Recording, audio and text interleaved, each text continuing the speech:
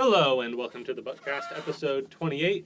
Today's special guests are Monk and our not so special guest Ned. So Monk, why don't you introduce yourself? Who are you? What do you do? I'm a semi-casual player, I guess you can say. I mean, semi-competitive. Sorry. Okay, can we restart this? No, we can't. Same difference. They mean the same thing. Yeah, so basically. you're a kind of competitive. You don't go to you've gone to events every now and again. You go to an event, but you don't consistently go to events. Yeah, I mean, I just pick whatever's budget and fun that'll be good enough to compete, and usually it works out for me. I'd say you're in terms of competitiveness, you're like one step above me. Whereas, we do basically the same thing, but you actually go to an event every now and again. Yeah. Can I stop you right there? Uh-huh. You said fun. Oh my! If you think Flunder is fun, I swear, man. Okay. Flunder is the one deck I would not say fun. The one deck. It's funny because saying Chainlink 1 Robina, Chainlink 2 Eaglin. Weren't you the guy that also played Tri Brigade when it was full power and you could summon Barrier Statue? Bird up. No comment. No comment. Ale's budget. Yeah. You're just a Budget statue fun you decks enjoy. only here. What can I say? If it's budget and it's tiered, I'm gonna play it. Yeah. I had a similar. Yeah, I also own birds. I own Flunder as well, and that was the same thing. It's like this deck isn't exactly ideal for other people having fun playing against you, but it is the best thing you could buy for the cost. Probably still to this day. Yeah. It's Yeah. one of the Like best if decks you you have could buy a for how Tri cheap it is. Brigade core lying around somewhere, it's competitive enough that you can play with it, even today. I mean, Maybe not to amazing success, but some guy got top 16, top 32 recently at one of the YCSs that just happened. The fun thing about Tri Brigade is that you can do a couple different variants, kind of whatever you want. That's the most fun part, because another thing I enjoy about the decks I build, for the most part, they're very splashable, like Zephyra, Tri Brigade, all those. You can technically do whatever you want with them, and so that way you'll never get bored of it. That's why it's just they tend to be engine based. Yeah. I guess is what you're trying to get. Except for Flunder. What are you which is a blunder. What do you mean? Are you saying I can't play Flunder in every deck? No, You play with adventure can cards. we just not talk about the adventure deck Hey. with the Flunder cards? Hey, I'm just saying that was my greatest creation. Brave Flunder was phenomenal. Bro, you can search the Wandering Griffin This is the Rider. same man that was playing Nibiru on his Flunder deck Okay, recently. to be fair, it actually is worth it currently. It's not the worst thing to play in Wandering. Oh, God. Arguably not as good Before as Book of now, Eclipse. you were doing it. But anyway, no, definitely. I think you are one of those people that are just beneath, being in the competitive scene, but enough in it, mostly because you're being dragged into it by your friend. I'd say competitive. Definitely competitive. Our judge friend. Our Yeah, judge friend is definitely more competitive. I don't know if than any of he said his name before, but Umbri or us. Umbri, yes. Uh, He's been in the podcast. Yeah, I'm pretty sure he just went by Luke. oh, okay. So- Well, Luke Umbri, whatever it is, I'm calling you out. I hate you. I'm not even going to say frenemies. This is y'all just love each other. Uh, Y'all are just lovers. Anyway, so let's go through. You've been playing a lot of Edison, yeah, that's true. and you are the person that when someone talks about getting absolutely sacked at an event or anything like that, it's you. You are the person on the other end. I don't know how many times I've seen you open evenly against an opponent. Now, were you this crazy back when you played Zephyra? I feel like when you played Zephyra, you were a joke. This man. It no, was pure. I mean, Let him describe. No, let him describe it. It was about similar, I guess you can say. I'm pretty sure Ned is very familiar with first time meeting me and how I clapped him up with my terribly built $50 deck. that I Okay, it just happened once, but yeah, this man rolls up with a 50 card pile of pendulum good stuff. Yeah. He sees every single one of he needs. He's exactly Sephra, and then reveals to me that he only had 14 Sephra cards in his deck. What can I say? I'm here with 20 Drytrons, 21 Drytrons sometimes, not being able to see a single one in my opening hand. And this man opens the card in a 14-card deck with 50 cards in it. To be fair, deserved for playing Drytron. However, I'd say it's an absolute skill issue. so you've always been absolutely sacking, and I think it's only gotten worse because Flunder has so many power cards in it that being sacky with Flunder is just so much worse. Along with that, it's also like a really bricky deck. So whenever like I don't brick as often as the average flute player, which makes it even worse for most people, I would say. No, the funniest part is when he does brick, he'll go like, "Oh my God, Flunder, look at it. We This just- is why I don't play this deck." We just played a match, the mirror match, and you did brick, but I also bricked. And then when I finally pulled off my thing, you just evenly matched, having the right card for the situation, and you are a wizard at doing that. Yeah. Not really sure if we were going to call it bricky versus not bricky. You just have what you need at all times. I want to say this, Luck like we were 100. talking about Edison earlier. Like we actually played plenty of Edison games. Yeah. I have not won a single match against this man. I have not this- dropped a single match against anyone I've Anyone played so he's far. played with Edison. Cur- Like, at or locals, I mean. I'll say this much: he opened once exactly dimensional prison, double compulse, and I want to say it was like Hero Spark. I mean, not Hero Spark. Gemini Spark with Alias, drawing into Hero Ocean. Yeah. Ocean, and then after that, it ended it with Miracle Fusion, which basically just was all the removal he could ask for. Yeah, just the perfect hand and draw. And draw. I remember matches we've had against you, but I remember we were playing Edison, and I was borrowing the a quick draw dandy deck, and I was like, oh man, I opened pretty good. I got the full setup going on, and then you summon Absolute Zero. You activate the Future Fusion. And I'm like, cool. I can work around this. I've got cards to remove. Then he polys, the next turn, he polys for Absolute. And I'm like, okay, that's an issue. But I can do this play to get rid of it, and it's not going to be an issue. And then he Miracle Fusion Absolute Zero on the follow-up turn. And I'm like, I can't. Talking with him and other people later, I played it perfectly. I did exactly what I was supposed to do. It's just 3 Absolute Zero. It's just not something I can deal with. Fortunately, if it makes y'all feel better, I don't open this crazy at tournaments. I typically brick more often in tournaments, if anything. Yeah, we have this theory that apparently he wastes all his luck against us, and then when he goes into an actual tournament, we're there buying for him, and he completely drops the poop. That's like a funny curse to give on someone. Absolutely. Every time it doesn't actually matter, you will have insane luck. But as soon as you try to make something out of it, none. Would you say that's accurate to your experience? Very accurate. I mean, it definitely does suck going X3 like before you're able to like finish Swiss. But I mean, you get a lot of funny stories about how you draw the crazy Saki one of like. When I was getting around back into Yu-Gi-Oh! Or competing more often in locals, like back when I was at my prime, I built 60-card Dragon with Pulsar and Dark Flare, because I was like, why not? I love these cards. And first round, play against like Zoo or something, I opened the full combo. He had no hand traps, just by having 15 of them. So I was like, get owned. Game 2, side out the Light Pulsar and Dark Flare, side in a red reboot and another card. Red reboot was a 1, by the way. Yeah.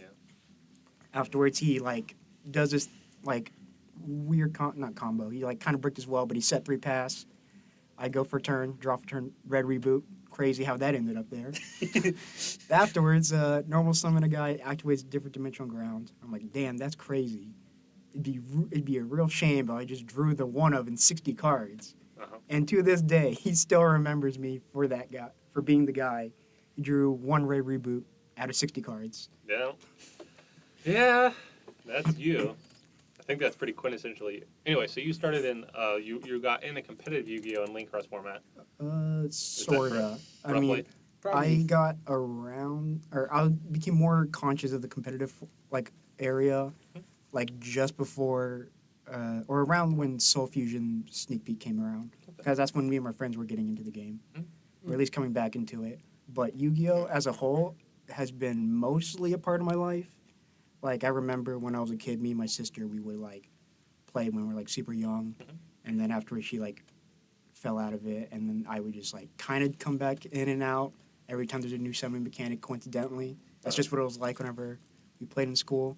But once we got into 2018, then I was like, kind of want to get back into Yu-Gi-Oh to see how it was like, and I've stuck with it ever since, basically. Okay. So do you have any like playground Yu-Gi-Oh? Any specific cards or anything that really stick with you? Yeah, most definitely. In middle school, a lot of the stuff happened, but my favorite was when I basically had the fire structure deck from way back, and I had double solar flare dragon with UFO turtle, and I think I have pulled off the double solar flare dragon lock way more consistently than anyone ever should have, which wins you a lot of games when no one plays whatsoever. Wouldn't you know it, he was sacking people since he was in middle school. Yeah, sounds about right. Yeah. That's how you get your training, drawing that lock over and over again. Yeah.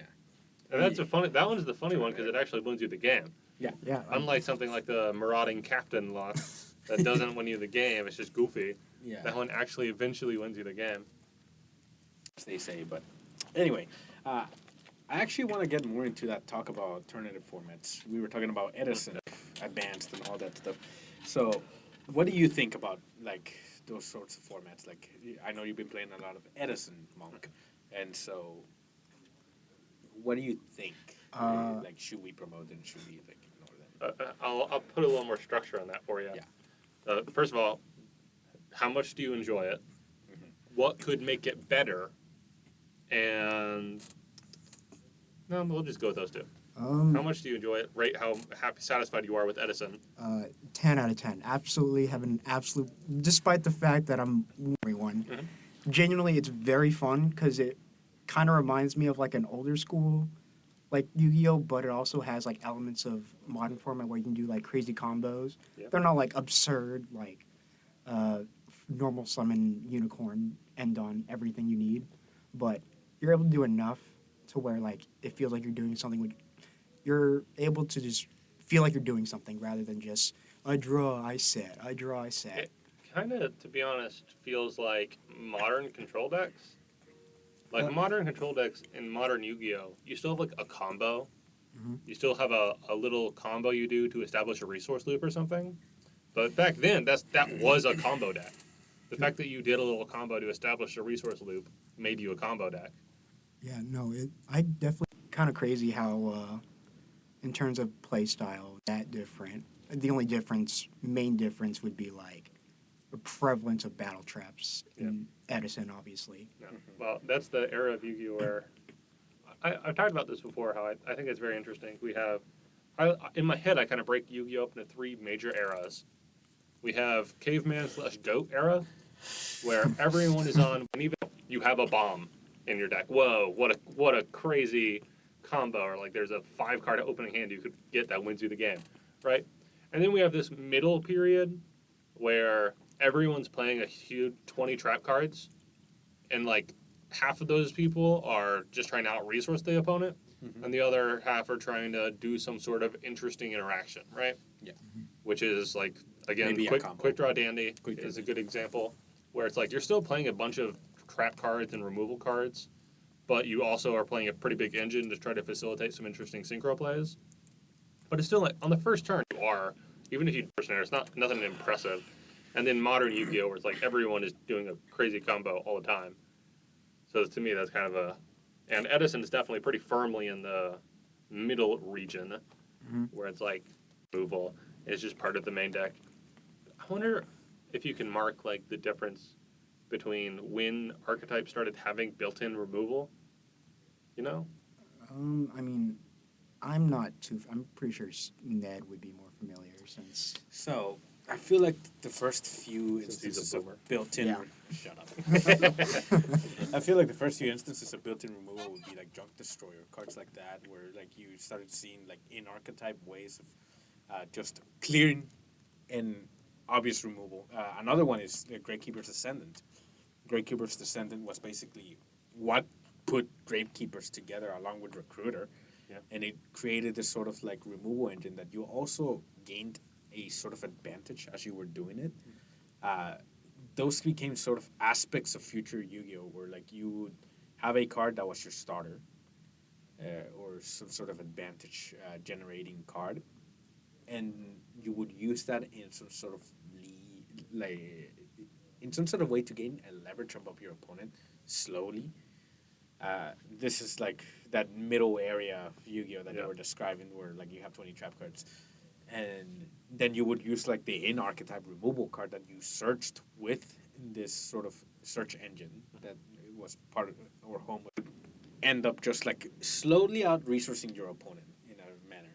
Like this sort of play style you would see a lot up until like the beginning of like Dragon Ruler format and like Duelist the Land format, which was like those were like Tachyon Overlord.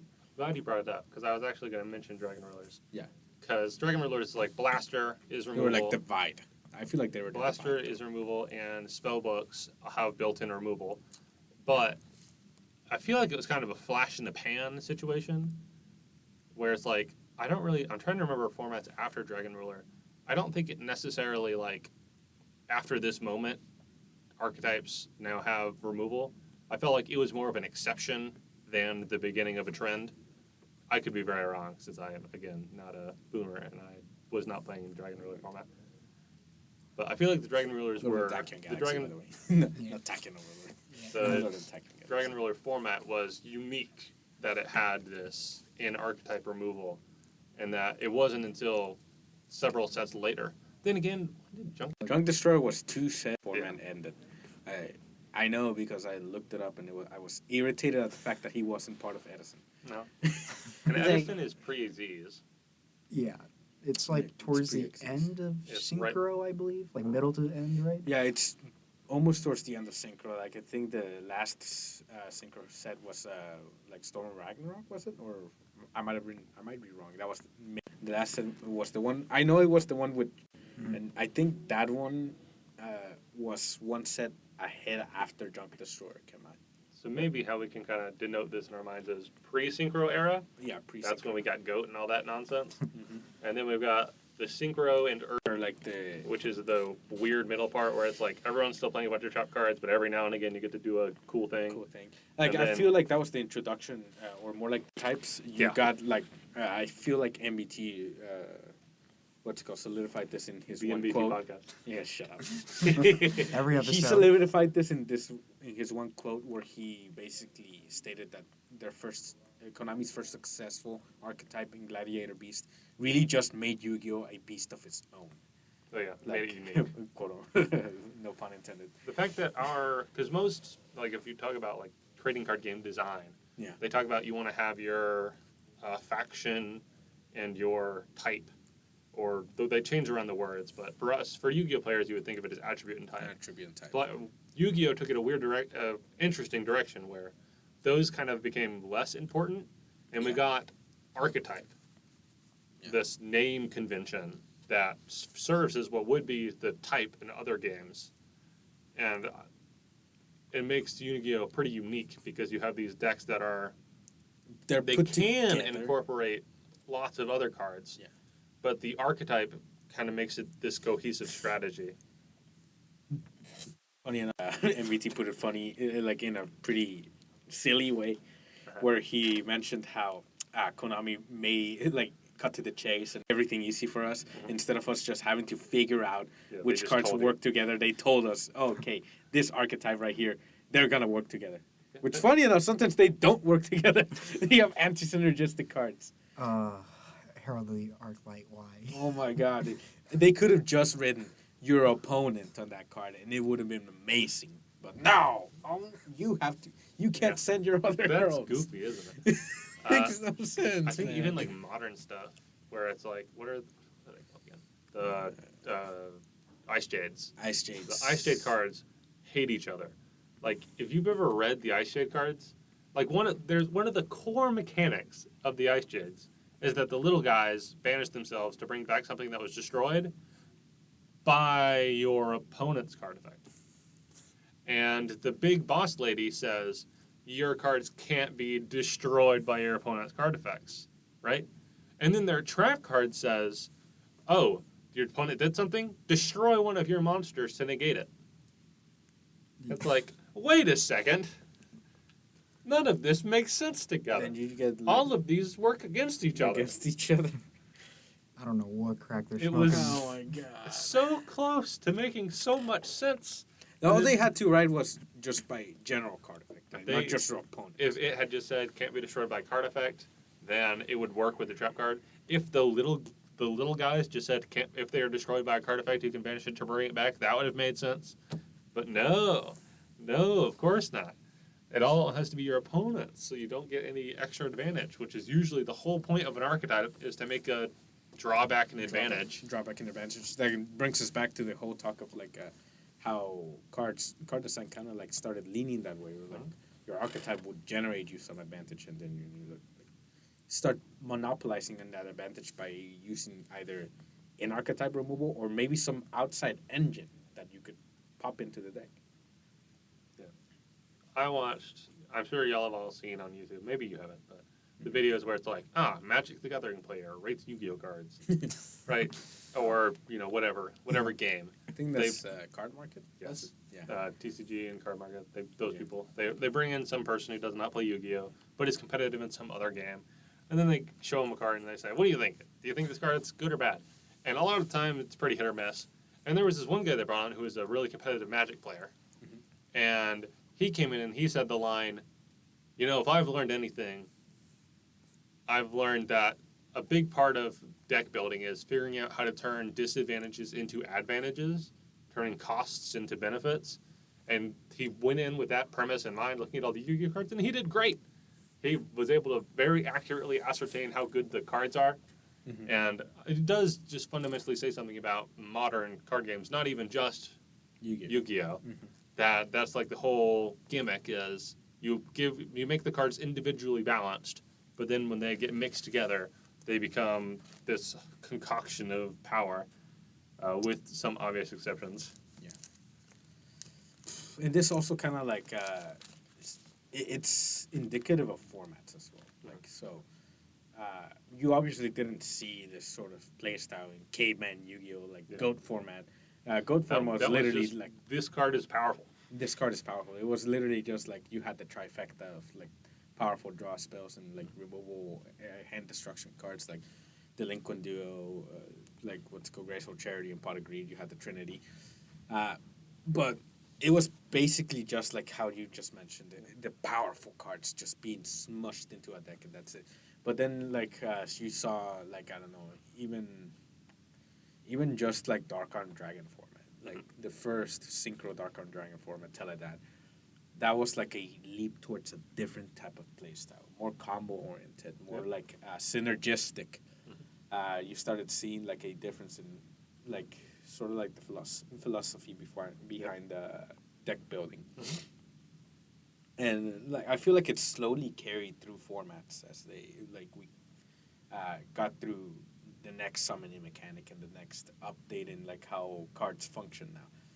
I think Teledad definitely, even in GOAT format, there is like one deck in particular I can think of that kind of abused the whole cards that are not specifically powerful but in combination to become powerful, which is the flip control deck, where you're using Tsukiyomi to every turn set your guy back face down, and then not Pac-Man, not that one, because that one's just kind of No. Yeah. that one has the same idea where you're like using Bog Spirit and all this stupid stuff, but that one's not as good as Tsukiyomi. You set Magician of Faith to get Pot of Greed back every turn, and you're just using that to get advantage. Funny enough, like people just started incorporating that into every single one of their decks because Tsukiyomi was also really good removal against monarchs. Yeah, in hindsight, Tsukiyomi just a crazy powerful card. Now, Monk, Yes.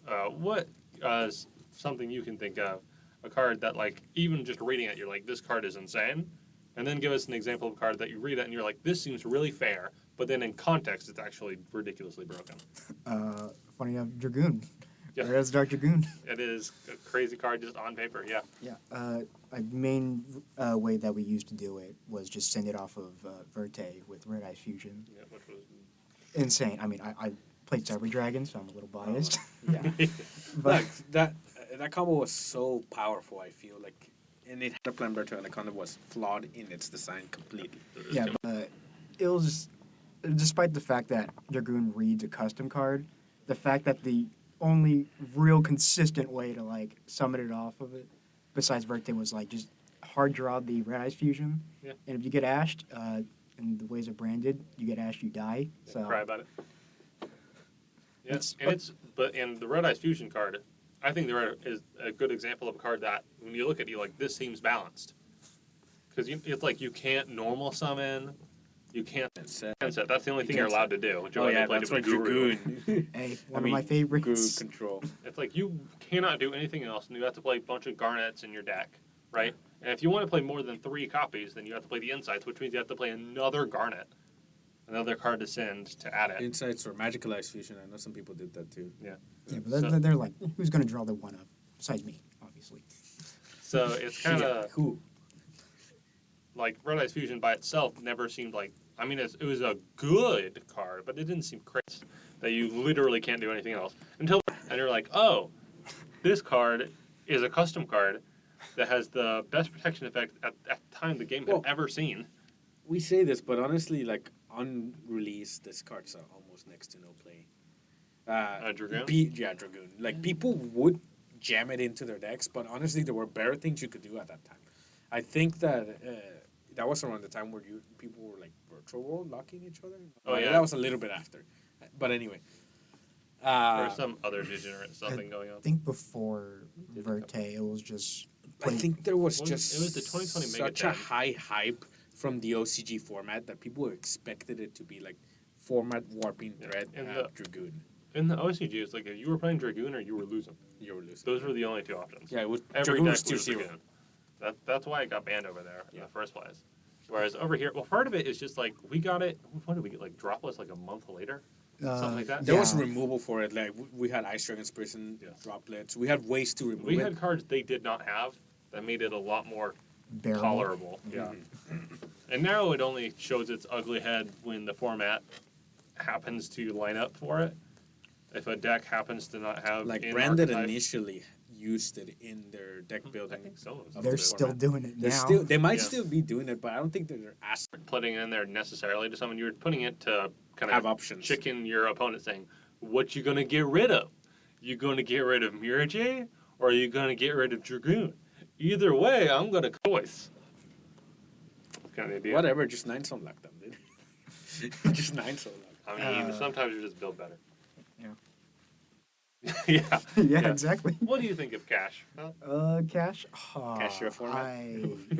Format-wise, I think this is, despite the fact that I'm playing Flu, I think this is like one of the most fun and diverse formats I was able to play in. I heard you talking to the new guy about how diverse the format is, and I'm like, technically true, but I think you're being a little optimistic. I mean, when you see the top 64 list in each YCS, you see some crazy stuff. You do. I will definitely agree with you. It is interesting to see Marincess and all manner of other Heck, even nonsense. Tierleman. freaking Top top 32 Yeah, tier God. limits. Tier limits. Stop coping on that deck. I will continue saying that until people stop coping. Yeah, well, which will be never.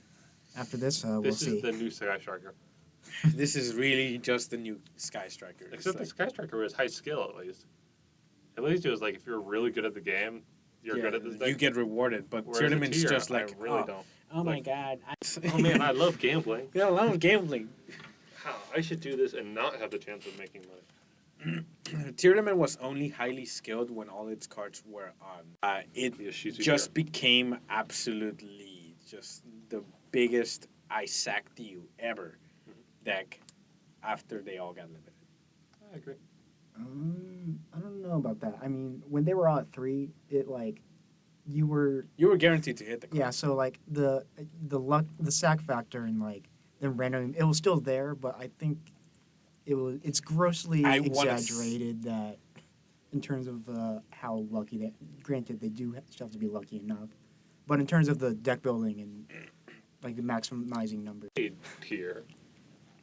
Unlike you bozos. I can tell you one of the biggest I things. played tier.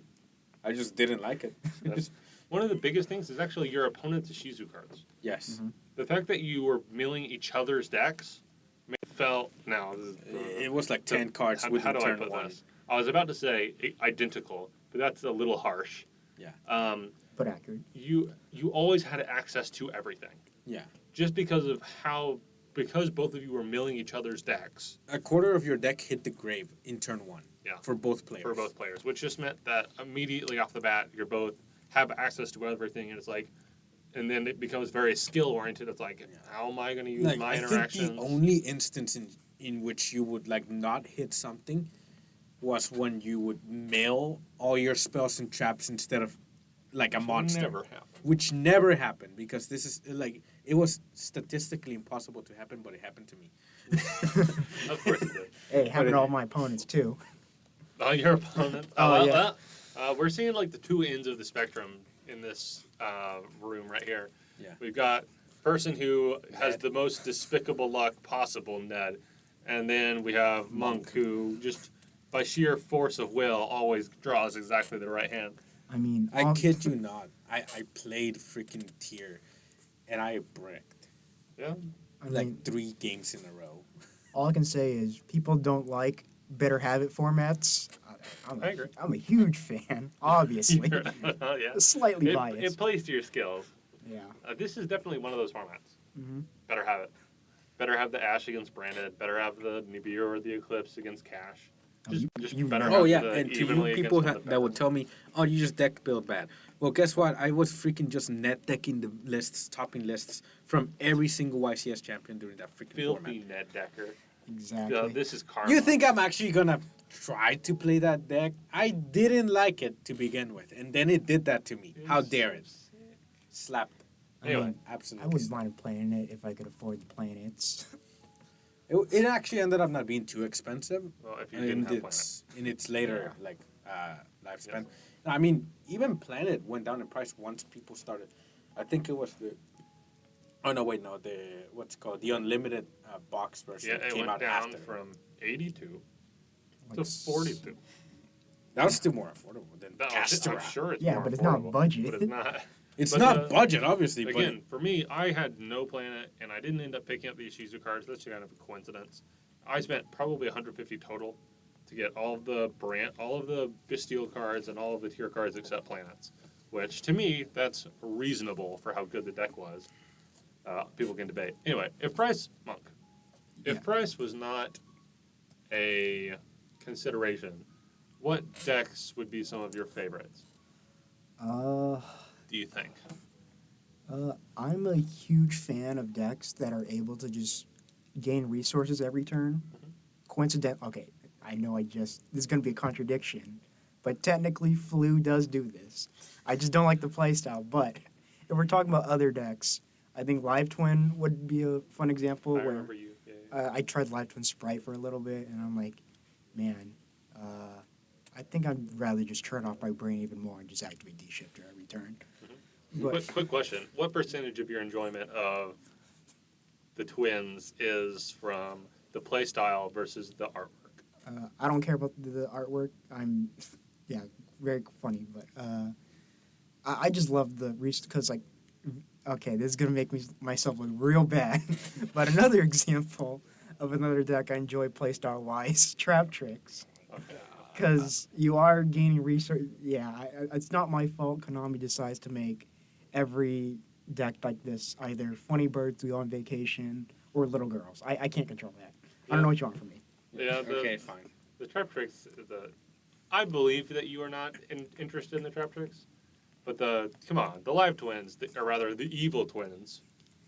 Ain't gonna lie, the alt arts might be hunting those down whenever we get those. So okay, so that's a couple examples. So you like more control. Well, then again, mid-ranged. We'll call it mid-range. Mid-range, yeah. I mean, Well, then Yu-Gi-Oh is in a weird spot right now where I feel like back in 2019, the difference between we had three very distinct types of decks, just control, mid-range, and aggro. Yeah, that were all pretty straightforward. The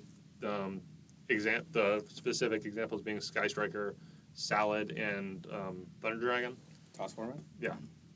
And then Orcus came in, and they were technically mid-range too. They were just better. Better mid range. Just better mid-range than Salad. But that was kind of like pretty straightforward. It was like these fit these categories very nice and easily. Whereas nowadays it's like, what even counts? Like Lady, I mean, that's a control deck, right? Yeah, like Labyrinth. And they really don't have any combo. It's literally just set 5 pass. It's just activate your what's called Scarlet Sanguine, hope it resolves, and It's just that's Eldritch again, except Yeah. prettier. I feel like it's just like we just like wanted to play Eldritch, but I like looked prettier at- Eldritch. I wouldn't mind picking up that deck if Look at pretty the cards. entire Cost $1 deck. million. Yeah, I don't want to pay another set of tuition just to be able to afford that deck. I don't really like back row decks very much. I do not either. That's why I'm didn't cool even if I think have like a about couple trap back tricks. row, like playing Salad, where it's like, cool, you have 2 searchable back row. And like with tier 2, also you just could search 2 back row. It's I thought that mid-range. was cool. I like that kind of, you have interactions in the front and back row, that sort of diversification I thought was neat. But when you're just like, set 5.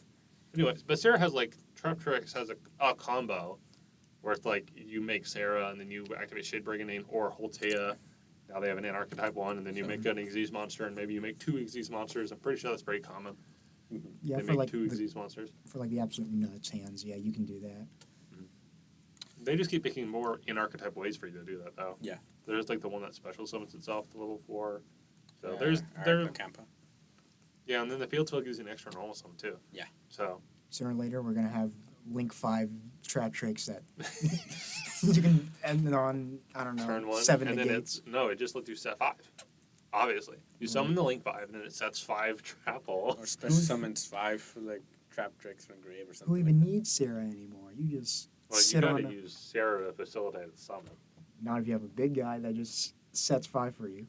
So you make Sarah, and then you activate Holtea, and then you summon something else. Doesn't one of them on special revive, or is that just normal? There's one of them that special survives from grave, but it's on normal summon. On normal summon. Yeah. So, whatever. So that gives you 3 Link material. You gotta find some way to summon 2 more dudes.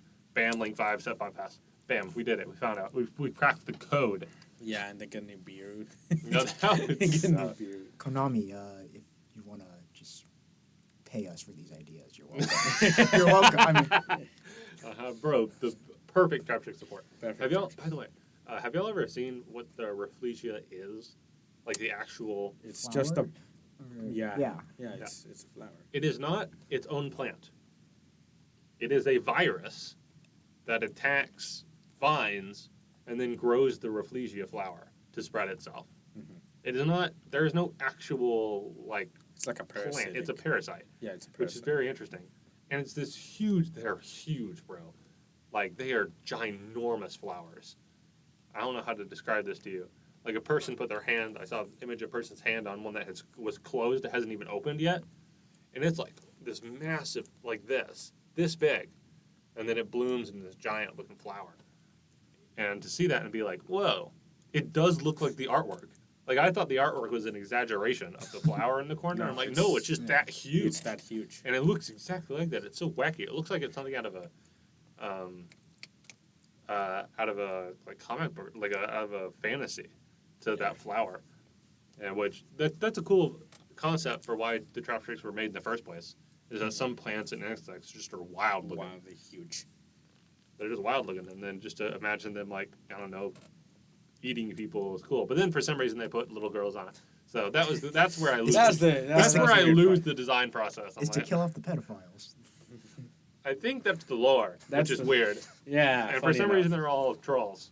I don't know. I don't know. There's also like that one blue warrior in armor. Don't they catch Goyo Guardian? Yeah, Goa Garden does. There's Same one. one of them. Goyo Guardian confirmed pedo. That's why he got errata. He got it Oh, that's the real reason. The real reason why he got it right. Anyway, but so there we go. He's got some things that you like, Trap Tricks, and then the Live Twins. The Live Twins, they're cool. I think it's funny that they canonically exist in the same universe as Ash Blossom. True. Ash Blossom, S-Force, all that. They all exist in the same weird world. When are we going to get that manga? Oh, Yeah. Smug Ash Blossom. Hey, Cyframes also exist in that same world. they do? They Oh, do. yeah, because they And exist Dr. with Gamma turns into the Cyframe driver. Yeah, there we go. Bro, this is the connected. This is the MCU. And then we Time need. Thieves also go into that. They do. They do. This world has so much crime. Oh my god, this is crazy. What? So they've got the evil twins who are art thieves, Yeah. right? And VTubers by day, which clear mistake here. Everyone knows that you VTube by night, and you do art thieving by night. They have two nighttime occupations. Yeah, This two doesn't nighttime. work. These It conflict. makes no sense. They have no schedule. Well, they're trying to go with like a modern idea in which you actually do it during the day. The VTube. The controversial idea. They Controversial VTube idea. during the daylight. What? That's crazy. Maybe they VTube for Westerners from Japan, and then they art thieve. Who knows? Who knows? Who knows? We would know if they gave us the lore. But anyway, so we got the art thieves, then we got the time thieves, who are also presumably criminals. They got it in the name, right? They got to be doing something illegal. Sure. Stealing time? I don't know. Stealing time. Then you got Cyframes. You got the cybrames. Are they? What even are they? Are they good guys, bad guys? They're They- supposed to be bad guys. Honestly. Because I know the S-Force are like the cops. Of Yeah, that they're world. clearly the cops. And then I think IP is part of the cops. No, she's No? actually criminal. What? What? She's another like Live Twin-esque person. I'd like to point out that all of the villains are cooler than the heroes. Seems like a problem. Well, that's been the case since the dawn of time. If anything. Actually, the Time Thieves aren't supposed to be bad. They're supposed to be people that are like trying to fix. Are they like the guys from the Loki TV show? I thought they were supposed to They're be based off act- Doctor Who. They're actually from a foreign manga. They're based on a foreign manga, like from I don't remember exactly where, Taiwan, something like that. Uh-huh. But yeah, that's actually supposed to be their basis. And a lot of the stuff in that manga is exactly copy paste from like the cards, That's or interesting. more like the cards copy pasted stuff from the manga. Like Uh-huh. record what's called Time Thief. Like what's called Redoer? What? Not reader. The little what's it called dog-looking hourglass thing. What was it? What was it called? I have no idea what you're talking about. Regulator. A Time Thief regulator Mhm. is actually shows up in the manga. Like it's just a device in the manga. Interesting.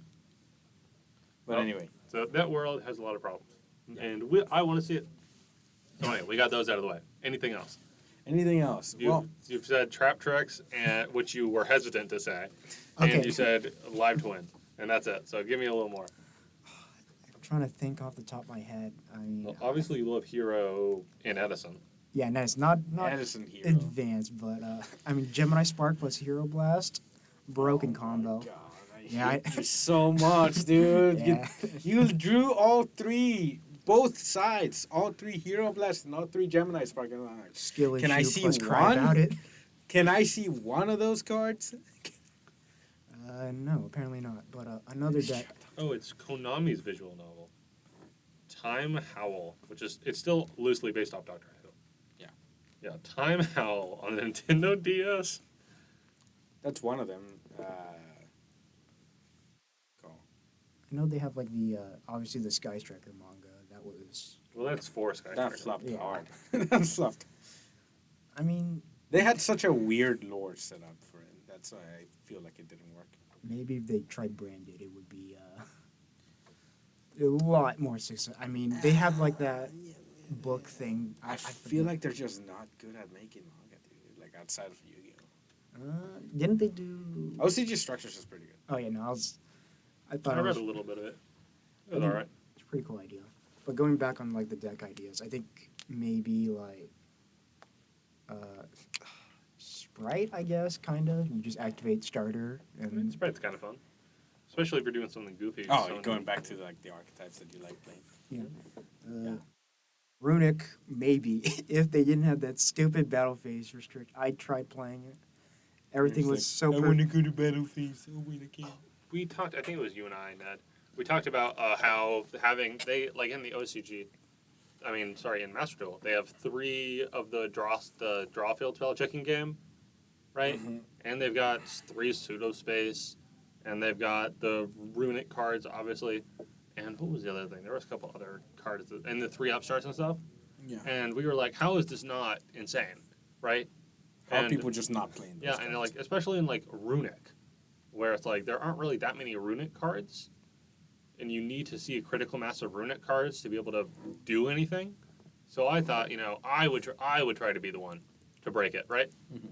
And I tried it, and I tested, and then I realized, no, it's what they're doing is better, Yeah. which is like playing some Ishizu cards and Herald of the Diviner card to send the it Line of the Heralds. to mill cards, and then you just make gigantic, and then you special, the diviner. It's because the level 2 that you summon up, whatever, you get my idea. And I was like, wow, it's wild that triple upstart, triple chicken game, triple pseudo space is not good in Master Duel, unironically, Yeah. even with runic cards. I do not understand how it's not good. I mean, from my It still blows pendulum my brain. from my pendulum days, I played Endymion Draw, and funny because it was a combo deck. I used to love combo, not anymore, but no amount of draw power is worth just rather than having like a consistent floor, in my opinion, because you can theoretically draw into your like most of your deck, but if you just don't consistently just see exactly what you need, it's gonna feel bad. Well, then just fill the rest of it with what you need. Come on. Yeah, but you do I get like a the draw. program. I encourage you to give this a shot as well. Nah, I won't. But I do not I was like Master Duel genuinely enough. surprised. I genuinely thought that it was just going to be stupid and insane. And then I tried it, and I was like, I think it's just better if I just play more good cards, Very good. which is just wild. Maybe you're playing Exodia, you'd find a little bit of success with that. Yeah, I think you probably could play a pretty decent Exodia deck in Master Duel, but why would you play that when you can play Runic and unironically summon Cyberstein, then the fusion monster, and the Churia fusion monster, and just go from there? Like that's unironically what they're Stereo, doing, just you mean? casually, because you could summon it off of. What's the point of it being limited when you can just summon it off of Gigantic? Well, I mean, Gigantic locks you. Whoa. You Oh, like no. sure you summon the Cyberstun, but you can't use it that turn. I don't know, I guess just to not see it in like really stupid FTK decks, but even then. You, just bring it You only back need with- one. You bring it back with an elf on a follow-up turn or whatever. You're not gonna lose your own I runner. think. Oh wait, no. No, Elf that is was still OCG. Elf is still allowed to exist in Master Master Duel. Duel. That's why I do not like Master Duel. Because they got elf. Hey, still? they got best of one format. They got the weirdest band list I've ever seen in have my problems. life. They, it's just a cluster. Are you saying that activate Maxi, chain called by, chain elf to bring back the Maxi to dodge is not fun? No, it's not. Like, okay, That's- yeah. ban Maxi already. Like, stop it. please. Every other format has banned it. Please. Except for Kim- OCG. No, it is. OCG. No, and Master OCG Duel. already. No, wait, no, it has. Technically, there's more formats with Maxi than without it, Maxi. which is a travesty to all human rights. Like, We why should is try that to hard enforce the stuff? Geneva Convention on Konami by On banning Konami. Maxi. Come on. You're No torturing more war us. crimes. Stop. No more war crimes. Let's hear. So Pendulum, you liked Pendulum, but now you don't really like combo decks. What if there was a mid-ranged Pendulum deck? Zephyra. No, that's No, control. It's a combo. What? Uh, Is it control? It's pretty good. I mean, the way I play it is control. Okay. But, What's that? 2 trap cards. 2 Omni Negate trap cards. Well, you got the Zephyr Divine Strike. I mean, I guess you can say maybe Pendulum Magician. I don't know. That one's kind of a weird spot with no Hulk. I don't know. Just, They just feel like sucky combo decks to me. yeah, name every Pendulum deck ever, Yeah. honestly. I just I wish feel like without Electromite, they don't have the legs to consistently get all the cards they need. No, every that's single why time. I'm saying we can bring back every banned pen card. Yes, even Kieran. I know Buck and I have talked about this extensively, but yes. just bring everything back to one, and then it'll be fine. Just if we have to keep Electromite banned. Yeah, Yeah. I'm of the same opinion. It would be better to peel off all of the other Pendulum cards and just leave Electromite banned. However, I do wish they would just print more pendulum decks that weren't clearly supposed to be pendulum good stuff, or were just awful. Like sulfa chords are just sucky. They just terrible. Like they're just bad. I Right? rem- They fall in the Yeah. category of decks with like really broken spells and traps that have the shittiest monsters ever. I remember when that first came out, like Just it was game. like the new, or like it was the first new pendulum support that we've ever gotten that wasn't like Metal Foes from Blazing Vortex.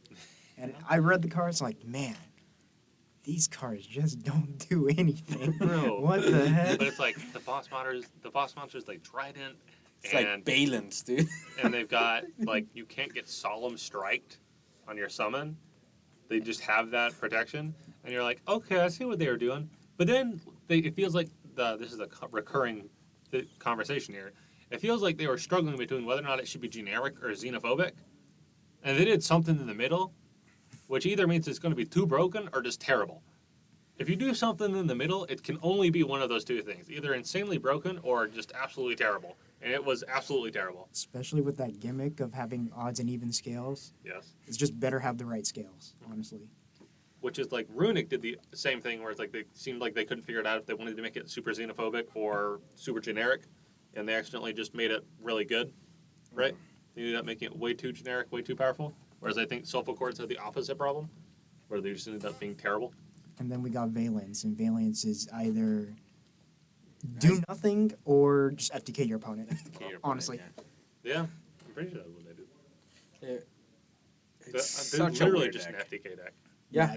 If you want to play it competitively, quote unquote. They don't even have any like restriction. It's just kind of like you have to draw Valence to do anything. No, their restriction is you're locked into pendulum summoning Valence or something like that, which is not Something that weird. big a deal, but You're not really looking at an extra deck dude at all, though. no. Which means you can Like do it only stupid locks stuff. you through the pendulum summon, but everything else that you do aside from the pendulum summon is like free game. Now, Reading what- the Valence card, I was like, what is going on here?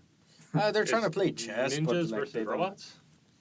I think it's supposed to be based off of like a board game type thing where like Yeah, you're pushing your opponent like back to the I don't know what kind of game it is, like some kind of strategy game. it's supposed to be kind of like I think it was called a mix between shogi and what's it called chess, I mean, I which can like you're kind- playing two like the robot Balance are supposed to be chess pieces, Uh-huh. and the like samurai slash Supposed to be like shogis?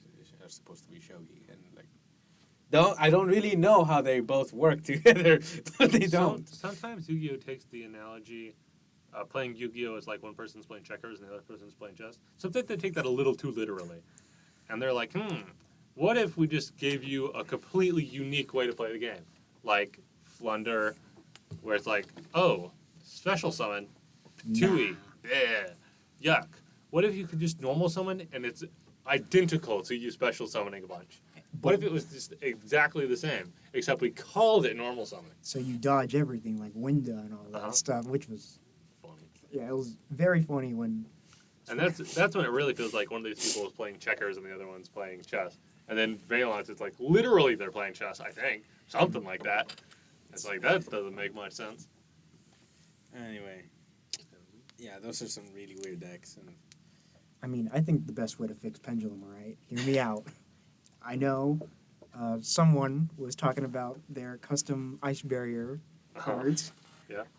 There should be a pendulum deck that lets you use your pendulum monsters in the extra deck, like the face-up ones, as material For what? for anything. For anything? Fusion, synchro, where do they Where go? do they go? then? To the graveyard? banish pile, They graveyard. I don't care. Vanish Pile back into the Tri deck. Brigade, but pendulum. Make it like that. That would be Tri insane. Brigade, but pendulum. I would love to Oh, see that. speaking of Tri Brigade, is there any combination of 3 types you would like to see get Tri Brigade X support? So basically, become a new tri-type.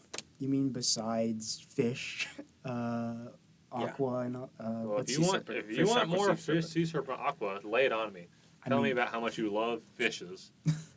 I mean, what are any water deck doing right now? Let's Yeah. be real. Give them back title. I know we just got Blaster off the OCG, but I agree. Title can come back. in terms of Blaster and Title probably come back, honestly. Agreed. in terms of Trinity types, though, it's Fuck it, kind let's just have all the dragon rulers back. of Just bring Redux. chaos. I don't know that guy. I think they kind of did this in like the older sets. If you like kind of look how it's based off It is of, on the Master one. but they were kind of like release things based off of themes. Like I know one of them was like, here's spellcasters, here's dragons, here's warriors, and like that's kind of like their own kind of trio. And I know they're like Tribes. the most broken type you can think of. Yeah. But in terms of ones that mesh well, I think they've been doing that pretty recently with like the new dino stuff, like reptile, dinosaur, whatever, dragon, even a little bit. Which Yeah, which the Evolzar deck, that's just Evolzars. That truly is just the Bolsters. Mhm. But honestly, I like the concept of the Bolsters. It was were really such neat. a cool and neat concept. I know we were talking about formats earlier. One of my favorite sub formats was within Dragon Ruler, where you would have like decks like Guacamole Air Knight Turbo, where you would just like turbo You mean into like rank the 4s. jank decks that were around during? Yeah, Yeah, that was really cool. But that was local stuff. That was Oh, what yeah. you saw in locals, and you would also see Evolzers Mhm. in locals. And people go like, "I'm gonna activate a split," or I forgot the name of the, what's it called? Trap card or It was the trap card, the Evil Tile something. I the forgot. trap card's crazy. It, You just basically, get to you cheat got out a Dolka or a Lagia Dolka for free. Lagia. Yeah. and now we It's have wild. a new one, the rank 6. I mean, the rank 6 they had sucked, but this doesn't change that much. That much, you know, No. it's I not mean, that much better. Nothing's gonna help that deck. They are cute though, and they did make one mistake, which is they made it just go from reptile, dinosaur, dragon. But we know that the end point of all evolution is crustaceans. So True. clearly, it should have ended with Crab King. That should have been the full loop. They Yeah, still have exactly. time. They still have time. If you overlay two, Level 4 for Craft King, Diamond Craft King. they could make something stupid where it's like Utopic Future Dragon, except they have to be two dragon Xyz monsters, and then it's just a crab. Speaking of like Crustacean. support for bad decks, I think recently I've noticed a little bit of a trend where they're like trying to give them like pretty solid support, like the new Battling Boxers. I don't know if either of y'all. Nope, I haven't. I They, haven't seen that one. they gave them a rescue cat basically. Mhm. They gave them a double summon, another counter trap. I think we all know Battling Boxers is phenomenal. One of the best archetypes to come out Uh-huh. in Lord of Yeah, so Tachyon relevant. Galaxy. I feel like Lord in the Tachyon Galaxy, that when it came out, it was a definitely strong road deck on release, and it was even really good leading like weeks leading up to like the formulation of the Dragon Ruler format. But then it like just fell off the face of the earth Forever. in competitive Yu-Gi-Oh. It was still definitely a locals legend. Yeah, but I'd love to see more Konami try doing more of that, like forgotten archetypes that just are completely awful and just will never be able to survive. But And give please them, like, give them good support and don't give them cyber style garbage, dude. That was such a bad deck. That was such a terrible structure deck. Made no sense whatsoever.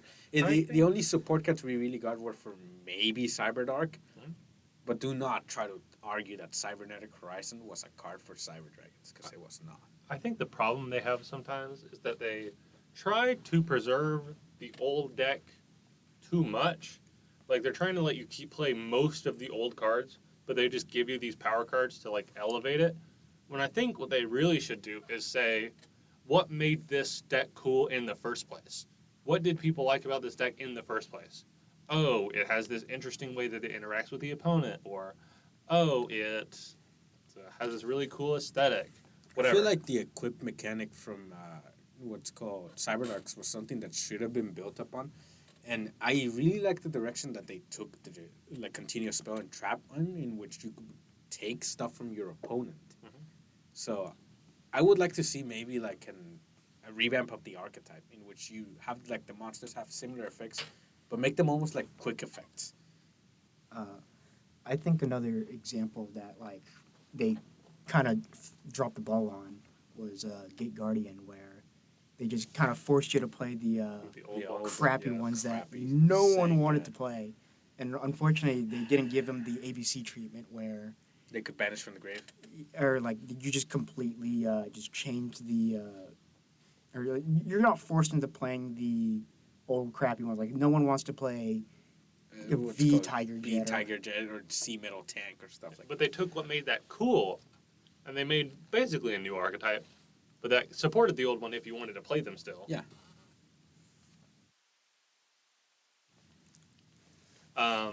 So if you could still play the old cards, and it was better now, or you could just play this new, basically a new deck, but that just had the same theming and a lot of the things that people liked about the old one.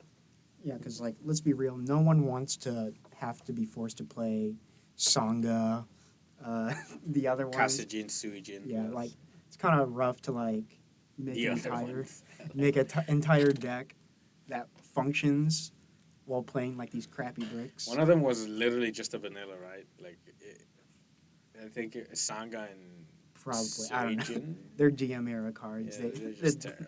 They're either like the most broken thing you can think of, like painful choice, or they're like friggin' The problem is that they fundamentally were just terrible cards to begin with. true. All of them. Every Gate Guardian card was just fundamentally bad to begin with. Shaggy. None of them were salvageable. Literally none of them.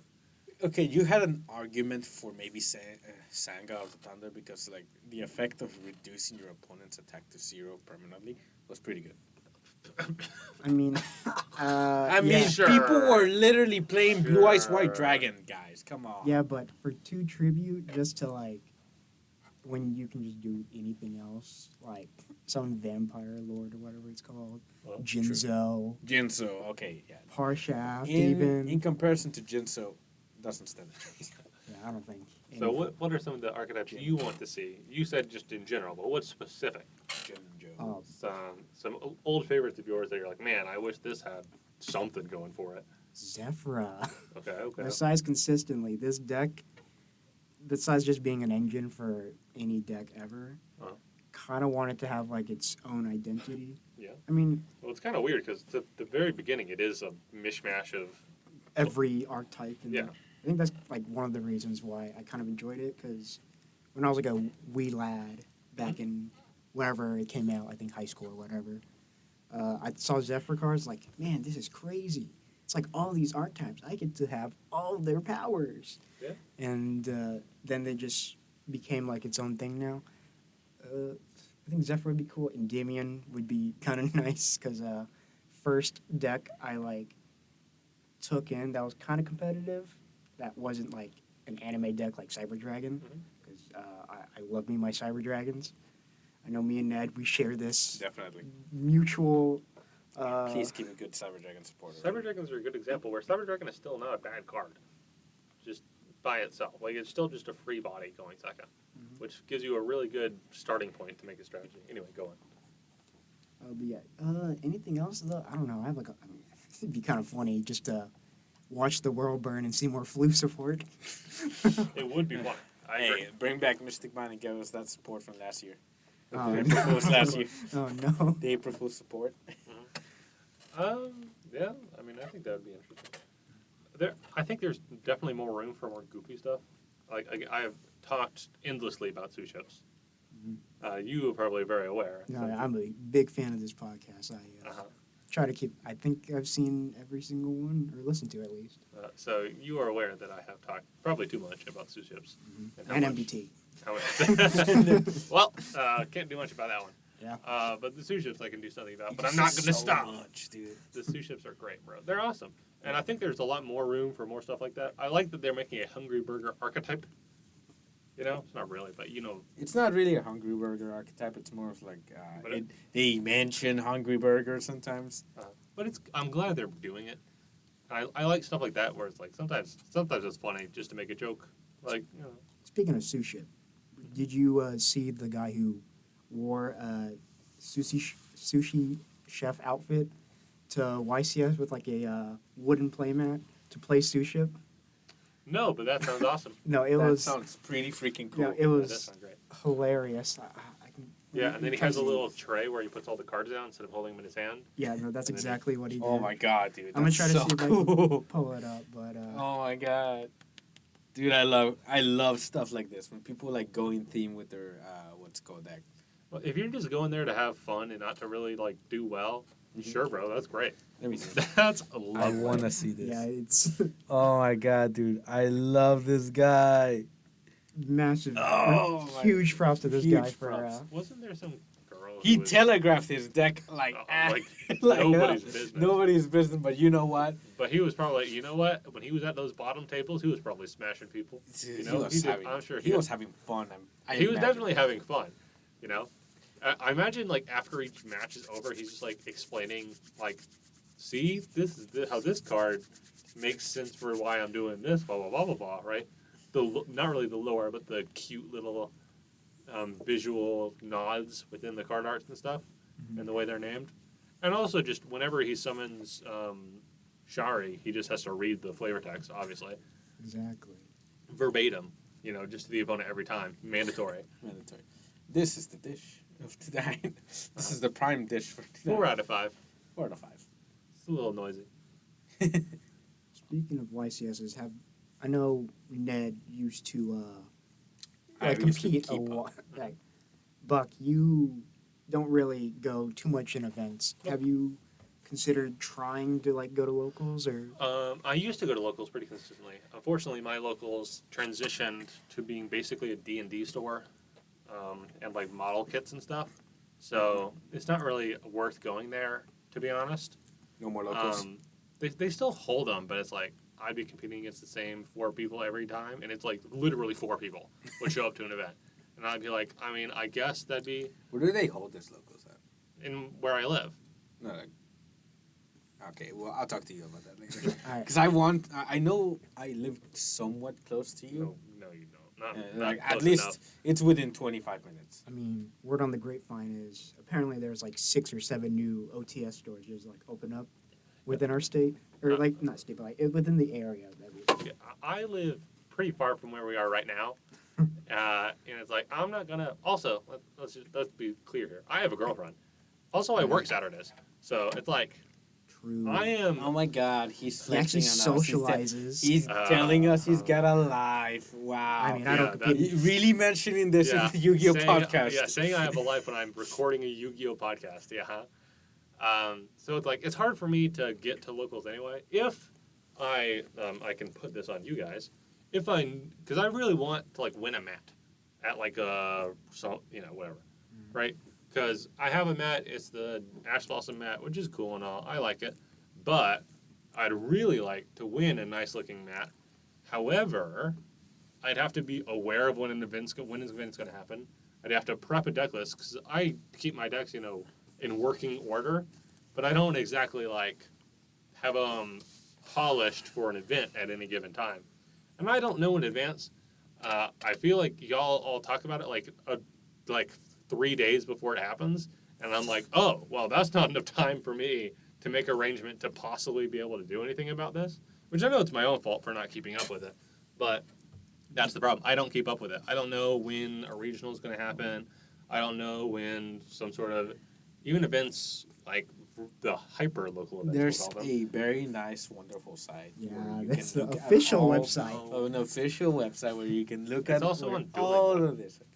But I'm not going to go look it up and like, I mean, you can't say there's no source besides your RL friends. I mean, there That's is not the what I'm Konami website, It's on Duolingo too. It's everywhere I know. I can find it really easily. and then you choose not to, and then complain. Yeah. Yeah, I do. Man, Thank you. Thank you for spelling that out for me. Yeah. That sounds a lot like a certain someone I know who complains a lot. I would prefer if I was going to an event to have it be, my friends say in advance, hey, we're thinking about going to this event. You want to come? Let's work it out. Let's talk about who's borrowing cards from who. Blah, blah, How blah, There blah. far is in that advance, one though? regional that's happening next week. This right? this Next- weekend. This weekend. This week. This weekend. That's too late. Okay, to be fair though, I did. We've talk been about, talking about that one for a while. When? Every single time. I every haven't heard single day. anything. Maybe I'm just deaf. probably. I mean, That's probably I'm, what it I'm is. going to be competing in it, and Uh-huh. hopefully, I Sack don't. everyone. I heard you Hopefully I talking about Edison stuff. I didn't really put together that you were going to a real regional. Well, I thought there was going to be an Edison side of it, but Nope. according to the tournament organizers, there's not going to be. So all that Tragic. all the play testing of destroying the both of you, Uh-huh. completely worthless. Ah, Man, My poor DD Too Warrior bad. ladies you borrowed. true. Underrated Edison card. Oh my. Yeah. Really underrated. Yeah, DD Warrior ladies is a fun card in general. Also, I'm talking about how not sexist Yu-Gi-Oh is. DD Warrior is a strictly worse version of DD Warrior Lady, which means that women are better. Ooh. Despite Maybe having in the bigger context of Yu-Gi-Oh. and has bigger stats, but just why would you play that over Warrior Lady? Yeah. She, Well, no, DD Warrior has lower stats, Lower stats Oh, than wait. DD Warrior. and it's mandatory to banish. You don't. It's not optional. I was And thinking, it's a what is it? An Earth? Yeah. So it's Yeah. not even Chaos energy. I And was- also, the card is just not as pretty looking. I was no thinking of the reason. Assailant, the 1700 guy. I don't even know it's a guy, honestly. Old card. I It's think he's DD. thinking of DD Survivor. I think he's Oh, okay. 1800. No, there's this like Assailant or something. It's like Oh, with a- DD Assailant. with like a giant Yeah, like 1700. Buster Oh, that one. sword. Got a little bit more attack points. No, that one isn't mandatory, actually. I mean, I don't know. It's an old card I used to play. So, No, DD Assailant was... Yeah. It's an uh, Earth 1716. Yeah. but this is a liar. Buck, how much prep time do you need in order to? weekend thinking. I mean, why can't you just be like me and just No. be ready, and then afterwards just curb stomp everyone Just curb afterwards, stop everybody. and then lose when it matters the Well, most? Let's see here. If I had been informed about this one last week, Oh, you mean like I would the- have. I probably would have been able to go. Just because of the exams and assignments and stuff. No, that's fair. You know how it is. Yeah. College students College- be like that. College students do really be feeling pain. But, hey, you still have people like that one guy from, 3 years ago that went to a YCS with Crusadia and did really good. Was it YCS or I can't remember. I don't know. And to be clear, during tier format when I had that deck, I was pretty confident in that. I felt like I could have taken it to event. To be honest, part of it's just I would want to feel mentally prepared, which is just something I have not felt in a while. Yeah. I What have deck not. would you bring right now? Yeah, right now I don't what am I going to bring? Sword Soul? I guess. I know a certain deck you can bring. It involves level 1 burns. Uh-huh. I could bring that. Stop. Yeah, I I'm could just- bring that and definitely not do very well. It got top 4 in one of the YCSs. Because part of the problem is that I would want to do well enough to walk home with something. You I know, I guess. I mean, I'm a little different because I can walk into any tournament, not be prepared. And still get out with an ultimate rare or something like that. Not really. I mean, last regional I competed at, it was almost around New Year's. 2 ultimate rares. That's a different story. But Shut up. I had I haven't played for over a month, and I was like, oh crap, I literally don't know what to do. And I was told by my good friend Luke, just hey, just come in, I'll show you 1 or 2 things and you'll get it. I went in and I did probably the best I've ever done because I was actually not tired because another region I went to, I was half awake with 1 hour sleep, so probably can't play optimally, but just show up, Did hear about that. clap cheeks, sack them out the ass with every one of them in my deck, Yeah. especially Called by the Grave. Mhm. Ned's favorite card that he Yeah. loves so much. how lovely. I've had so many hand traps in the past. Ash, Blossom, Joel, everything, but they could not pale in the comparison of drawing the 1-off all the time. Especially when you're up against me.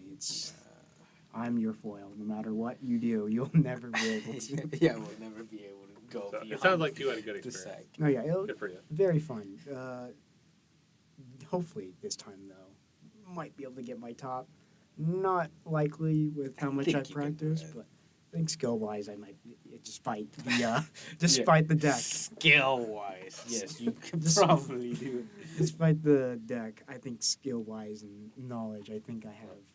I You have just what it takes. I just know my bricking ability when it matters most is going to come up.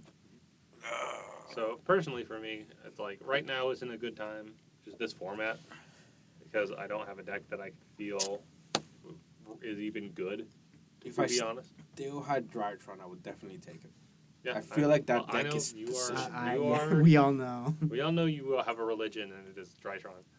I just love the way they look. Our Lord They're and cool Savior, machines. Mu Beta Fafnir. Yes, we have discussed that you are a lover of machines. And I had to lose the damn deck the moment they decided to print more support for it.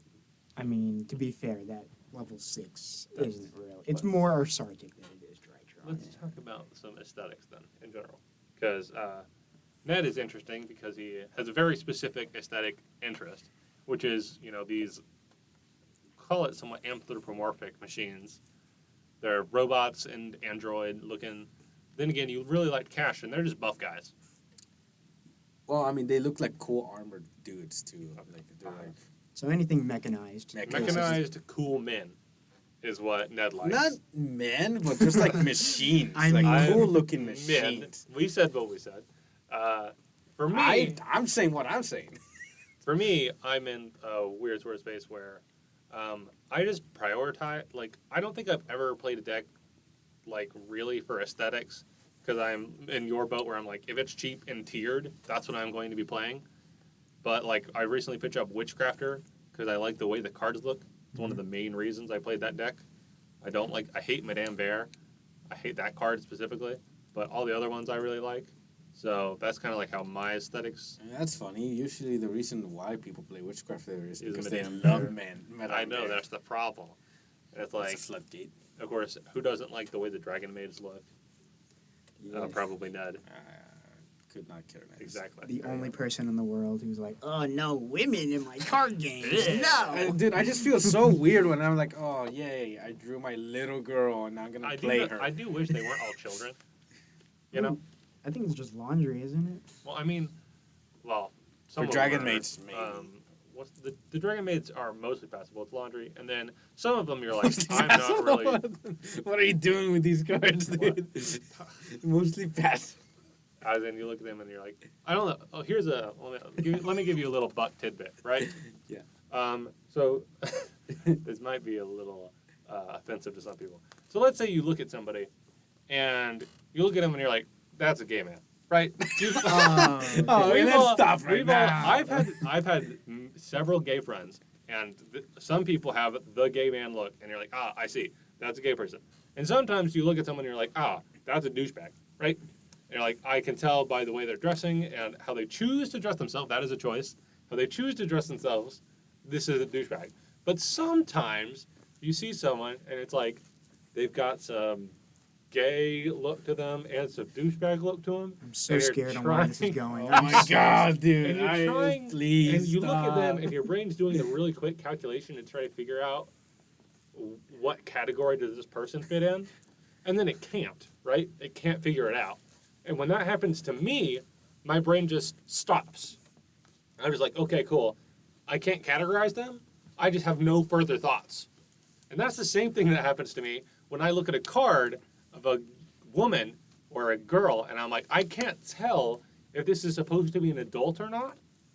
And then my brain just, and I just don't think about its appearance anymore. I'm very glad you you were able to loop it back to the cards, because I was about to say, you better hope your Kasi ID isn't leaked.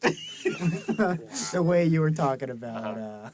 But like, if I see a Yu-Gi-Oh card and it's clearly like a little, like the Witchcrafter that like is the one that makes little pottery.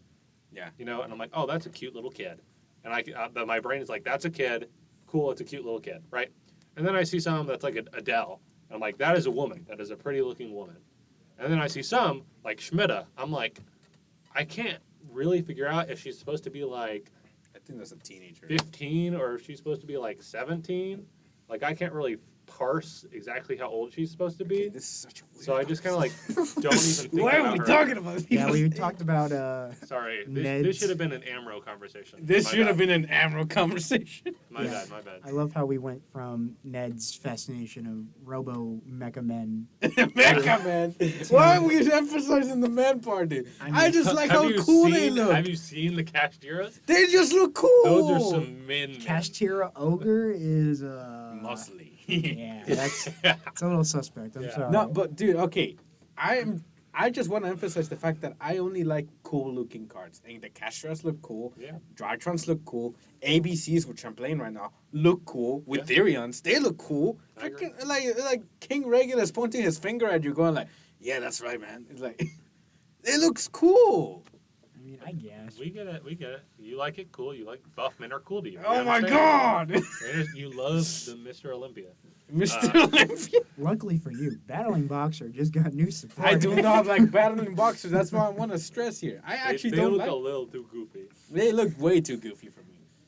Yeah. Do you like the ninjas? Probably not. No, I didn't like the Not really your ninjas. aesthetic.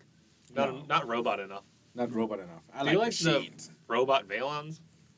I like the robot Balins. They look so Of cool. course. Yeah, I but wanted to play Robo that. Men. Right, Robo Men. They're not men. They're just robots. They do not have breasts, so they're men. That- They're like What adult the men. heck? I would like to apologize on behalf of our guest for And applying. yourself, please. No, I'm 100% in the right. Oh my god, dude. Oh, what has this spiraled into? Bro, it's past an hour. No one heard this. Just edit it out. Just edit it out. No. just take it out. Just last 20 minutes. Oh, but before anything else happens, I want to stress today's Yu-Gi-Oh lingo. Uh-huh. I know that this usually doesn't come up whenever I'm not here. It happened last time. What you guys talk about, huh? Staples. Staples. Format staples makes sense. Wait, didn't we already talk about staples? I don't know. Whatever. Whatever. But anyway, Jay thought it was a good idea. This so- time we will be talking about the trident. Now, Mm, usually yeah, that's a good you idea. hear people talking about like, oh, this is just a trident. Yep. Like recently, you start hearing talk of Cashtura boss monster, a rice hat, being what's it called a trident, a quick effect trident. Now, what do they mean by this? Well, this actually goes back to the deck Zodiac. Now, Zodiac was really prevalent in its ability to be able to pull out a sort of like interruption through Zodiac Trident. Now, what Trident does, in essence, is that it's a quick effect, target one card on the field and destroy it. I think it's face up, right? Face up, yes. Yeah. One face up card, specifically for Trident. Now, in this instance, a Rice Hat is better than that because they can target just any one card, even itself, funny enough. And it's definitely, it has a utility of its own, I want to say. Like something that just says quick effect during either player's turn, pop a card, is powerful. Yeah, quick effect, remove one card, either from play or just pop it. And That's especially usually when what we it's call on, Tridents. like in the case of Trident, it wasn't a hard once per turn. So during the heyday of Zodiac Yeah. format, Yeah, you would summon have multiple. people summon 3 Tridents in one turn. How do you even do that? How many materials does it cause? So for you its had to actual you had to open like the Rat Pier line and go through like your broad bulls. You went through a lot of your extra deck. I know how you can summon. You summon one using the special ability where you can just slap it on top. Yeah. Good old Zodiacs. And then you can summon it legitimately however many times you want. Mhm. But I don't remember how many materials the minimum is. For Dryden, For I think it was Dryden. 5. 4 or 5, something high. Then how on earth are you supposed to summon that? No, I mean, you summon. Okay, I remember it was something along the lines of like you use Chakanine to summon Yeah. back one of them from the grave or something like I could that. see that happening on like follow-up turns. Yes, but yeah, you would sometimes have like that board. Four. Four. Or level 4. Four Insane. level 4s. Soon we'll have 6 level 5s. Wasn't there some goofy card that said You can't like, have could 6. require I mean, you can't have 6 level like 5s. 5? No, well, there was some goofy card that's like you had required 5 face-up monsters, Mhm. and it's like you're supposed to use like 6, and you're supposed to use the EMZ and all the main monsters. Some the gimmick card. Arrival, I think. No, the arrival doesn't. No, the require arrival that. says 3+. Oh, then So I can't remember what it was. Whatever, it might have been a prize card, goofy thing like that. I feel like it might. But very, but very anyway. funny. I thought the word of the or Yu-Gi-Oh! Turn of the day would have been sack, considering how Sack. much you Sack. love to complain about. We'll do that one next time. when What? You're not here. It's thematic. So sack is what monk does. Sack. That's the definition. That's the definition. True. Verbatim. Basically, get the card you need generated if at you the top of your open freaking a deck. Yu-Gi-Oh! in time. Dictionary and go to the word sack, there'll be a picture of his face. Check it out. I mean, y'all say it's sacking. I say it's just me with my protagonist powers, destiny drawing, Yeah. everything. You're a You're weird literally- protagonist. A weird protagonist that just absolutely destroys his friends, and then every time he goes to a tournament, he loses. That'd be a lame story. Yeah, true. I'm not the most exciting one, but You're far worse than Simo. in terms of like what? Sacking. Simo Oh, is yeah, literally true. a protagonist. It's wild. Yeah, You think Gage Holjack would be the protagonist? Like he's got the perfect spunky personality. He's not only that, but he's a competitive player. He's Yeah. really good. And he really cares, right? He gets really into it, which Ah, feels shut exactly up. like a protagonist should. And then he just get raffle stumped every time. That poor boy. Not every time. Not every time, but when he wins, then you're like, oh, I see why we aren't too happy because he is such an awful winner. Shut up. Oh my gosh, yeah, as soon as he starts winning, you're like, man, that season. you one, should not win. The season 1 Prague win streak. Oh, that was Wow. villain Gage arc. Villain Gage arc. He transitions to a villain after like the second win. It's crazy. It happens so fast. Yeah, And then it's well, fun. the funny part is that prior to that, you're like, yes, Gage, win! Woo! Yeah, you cheer for him so religiously, and then he wins the second time, and he just gets nasty. The funniest part is like on like a 20 loss like fucking deficit, and it's like I don't think you have the right to be this egotistical yet. Very funny though. I love watching. So, It is comedy for sure. Yep. And then nowadays though, I wish I was dead, being able to just completely take over any series ever. I wish I was dead. that Yeah. him or her, I don't know. Gender. Then Yeah, we Who really knows? literally do not know if whatever they are. Deceased. They could actually just be a machine, Yeah. like a computer. Man, A buff Shut machine. up, man! A God! buff machine man. true. Stop the machine man thing. God. No, We should see about getting you and I wish I was dead. I think it'd be. I think Paired up. it's a cool trend though. We got. I wish I was dead. Keegan. Yeah. Like The- one more person. I feel Deck like their builders. deck lists are so insanely cool. Mhm. Oh my god, dude. Definitely a way better 5Ds experience than The first 20 time. weeks of Black Wings Black Wings with like one card and change. chaos. I feel like deck builders kind of got more respect suddenly, and I don't really know why, but it's neat. What do you I mean you appreciate don't it. know why? Look at the cool crap that they're making, dude. It's so cool. They like just some of these decks. became Well based. at that? Well at that? Come Exactly. on, dude. They became based, and now suddenly they're relevant. That's what happened. I mean, Skull Servant OTK. That was. I mean, That didn't was win. It didn't win, but it was It didn't rad. win. It's such a cool deck. If Gage had had a little bit, just a few more Skull Servants, he had just pulled them. Uh-huh. I mean, That I'm a deck. little biased, but Fire Zombie. Like, I love that deck. Edison. I was gonna try to build that, but Explosive zombie. Cool. Fire zombie. Oh yeah, back to Edison. So Back to you Edison. you are a proponent of rules exactly like they were at the time, card pool exactly like it was at the time, right? You're part of that camp, I assume. Yeah, just to like keep it faithful. I do understand like the annoyance of like some stuff, like priority, for example. I mean, I'm still not a fan of priority, but I think keeping it the way it used to be in order to like preserve its legacy kind of makes it like it gives people a chance to like relive or experience what it was like back then. I think I've talked about it before, but there's some interesting It stuff. almost doesn't So- matter sometimes whether or not you do call priority. The trap cards are reactive enough. True. Well, the format, the way people build decks is built around that being the case, priority. So that's how you get sort of interesting stuff. But anyway, I kind of want to talk about some nuance here, where it's like, so when you're talking about doing a legacy format, right? Mhm. There's two obvious ways of doing it. One is you pick a date, right? And then you say, we're just going to do everything like it was this day. What's the rulings going to be? Everything that was this day. What's the card pool going to be? Everything up to this day, right? That's the most straightforward way to do it. And then you have this other one where it's like, no, we're going to in some way adjust it. This is the broader one. Some way adjust it to get the desired experience, right?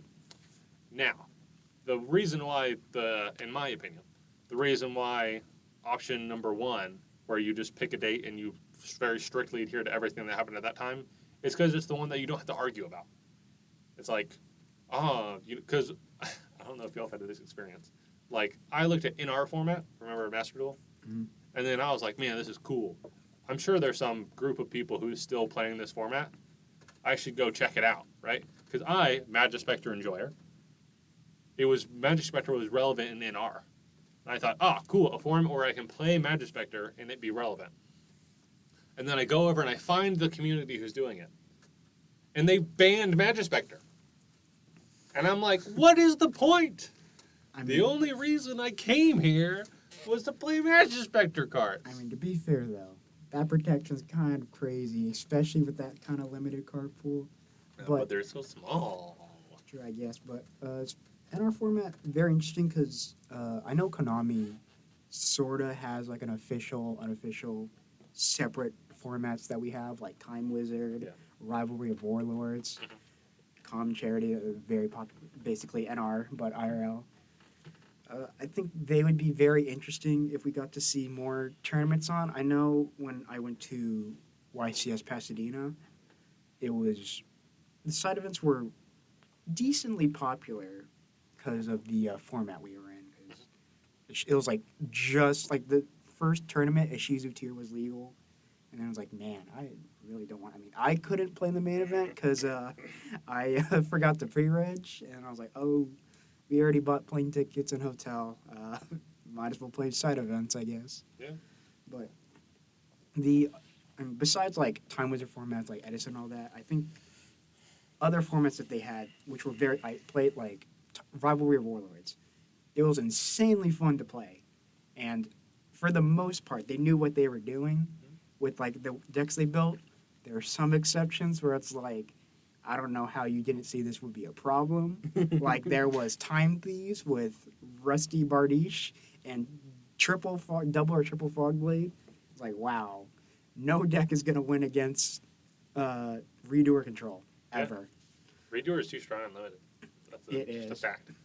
Especially when you're the one with the Fog Blades. I feel like the Fog Blade is supposed to be the answer. True, but like the other decks though, besides that, like a few exceptions, they were pretty fun. I think it's like a good way to like promote like the lesser decks that I know we were talking about, like Battling Boxer and stuff. That way they have a chance to shine without you giving them like some crappy support or give them a Halkify Brax. It gives them a smaller stage rather than having to elevate them to the big stage. But I would like to push back on because people always seem to assume that just because picking a day and just playing the format exactly like it was on that day, people like to assume that is the best way to do it. I argue people do it because it's the most straightforward, but I don't think it's the best. And allow me to present my argument. Argument hat on. Number one, the format wasn't solved when it happened in real life, right? This is a great example with GOAT. Modern GOAT and Edison. Well, obviously we're talking about Edison, but GOAT is the one that's like distinctly different. If you go to a GOAT tournament now, it's not going to be like it was at the time. People have innovated, deck building has evolved, right? It's not the same. You aren't actually maintaining the feeling of the format when it was originally released. Because it's different now, because people have innovated, right? Because you kept everything else the same, but you're not going to stop people from innovating. So it's always going to feel different, right? Inevitably. You just got to give it some time, and people are going to figure it out. So it's my opinion, if it's not going to be authentic, quote-unquote authentic, to begin with, we should just throw out the whole authentic thing and just go with the thing that makes more sense for making it a good experience. I think we should prioritize experience over authenticity, which is why I think we should use modern rulings, including the draw stuff, unless it's like, obviously this should all be play tested first, right? Because again, I'm talking about doing it for experience, which means you have to play test it to figure out what is fun. But like doing modern card rulings, not having the priority or anything like that, and then that way, one of the big things is just logistically, you have having judges that know Edison rulings. It's just a pain. Yeah. Like, and you can't look them up. You don't. At least nowadays, like most rulings, you can plug in a Master Duel, and you gotta bam, you know what it is. That's not gonna tell you what it was in Edison format. You just gotta look up especially if people are like doing GOAT, you're gonna look up a Pojo article to figure out how Sangan worked. And as as more and more legacy formats become played, more and more will have instances where it's like, oh, how was this card ruled for this 3-month period? Who knows? You're going to just find some article and they're going to disagree, and now suddenly it's a whole mess. The Pojo article. I mean, I will say, I do partially agree with like the confusion with like these old rules compared to new rules for a new player, especially. Yes. I know like we're slowly getting more people in our group to like play Yu-Gi-Oh, and I do think it would be a little confusing for them to like understand. Like, Well, it's extra tragic for them because it's better for them to start with an old format because it's simpler, and then you're like, okay, cool, let's transition you to the advanced format, and like, oh, all those rulings you spent all that time learning, that's only for that format. But I mean, EdisonFormat.com explains all the rules, so I think it's okay just for this one. Just for this one? Just slightly I think biased. the most important part, and it's something that you kind of brought up, Buck, is the fact that there's other ways of playing the format, obviously, than the way it was played. Obviously, you have amazing decks like Quick Draw Dandy that were part of the original format, but I feel like allowing them to evolve is something that should be. Like, just being able to use the card pool of the time to its fullest extent is amazing. I think that's something that makes those formats playable, almost like something that you want to play. Like, just look at part of enjoyment for sure. Yeah. Just look at Monk here. He's been using DD Warrior Lady, an underrated as hell card in that format, and I agree with it. Bro, It's it was so played during underrated. Necros format. It's not a bad card. No, I think it's just people just don't want. They just see topping deck lists and want to copy it. But going back to what Ned said about like advanced, like creating new decks and stuff, correct me if I'm wrong, but I believe fairies were like not even on the radar like back in that time. They were not, and they should have been. And now we see fairies being like an actual tier 1 Edison deck, like, which is like really cool to see that like, oh, this probably could have happened like back in the day. It just didn't. Nobody explored it. Yeah. That's why like having like specific pinpoint times in Yu-Gi-Oh's history where it's like such a flexible card pool and like format where you can do almost, I mean, Quick Draw Dandy. yeah, like Quick Draw Dandy, for example, just piles of cards, basically. Just What do you mean piles of cards? That was so cool, dude. Yeah. I'm not saying it's a bad. I'm just Somebody saying. Young Definitely. Archer banished my opponent's Assortment of cards card. that were clearly not intended to work together at all. Yeah, that's the cool Just part kind of about thrown it. together. Yeah, no, it's fun. I don't know. I think the Breed Dragon was meant to combo with like cards like Dandelion pretty well. I mean, I don't know too much about Konami's testing field because Tier Lament, for example. I do Never- wonder what happened. I don't know. Maybe they did realize that Ishizu cards were gonna be like a terrible mix with what's called Tier Lament cards, but they were just like, we want to make money. I would hope so. But they didn't even like really scamaz us for the money. Like a lot of the times with the tier 0 decks, they're just like ludicrously expensive. But tier 0 wasn't that bad. No, it's I just the mean, field spells. For a tier 0 deck, it wasn't that bad. In general, I mean, it was expensive. But for a tier 0 deck, it was not bad at all. So it really feels weird. It's like if their objective here was to make something so unquestionably good to really squeeze out our wallets, they kind of failed. They could have actually just not expected it, which I find weird. Yeah, I find depending. strange. I mean, considering how they worded the Ishizu cards, I find it weird that they didn't expect And of that course, mix to occur. there's a bajillion different things that could be the case. It's a big company. A lot of weird stuff's going to happen. Maybe like the OCG Konami, they're just like, we have like grass, snow, it doesn't matter. And they're like, what's for new like 2 shufflers and 2 mill 5s? What's that gonna do?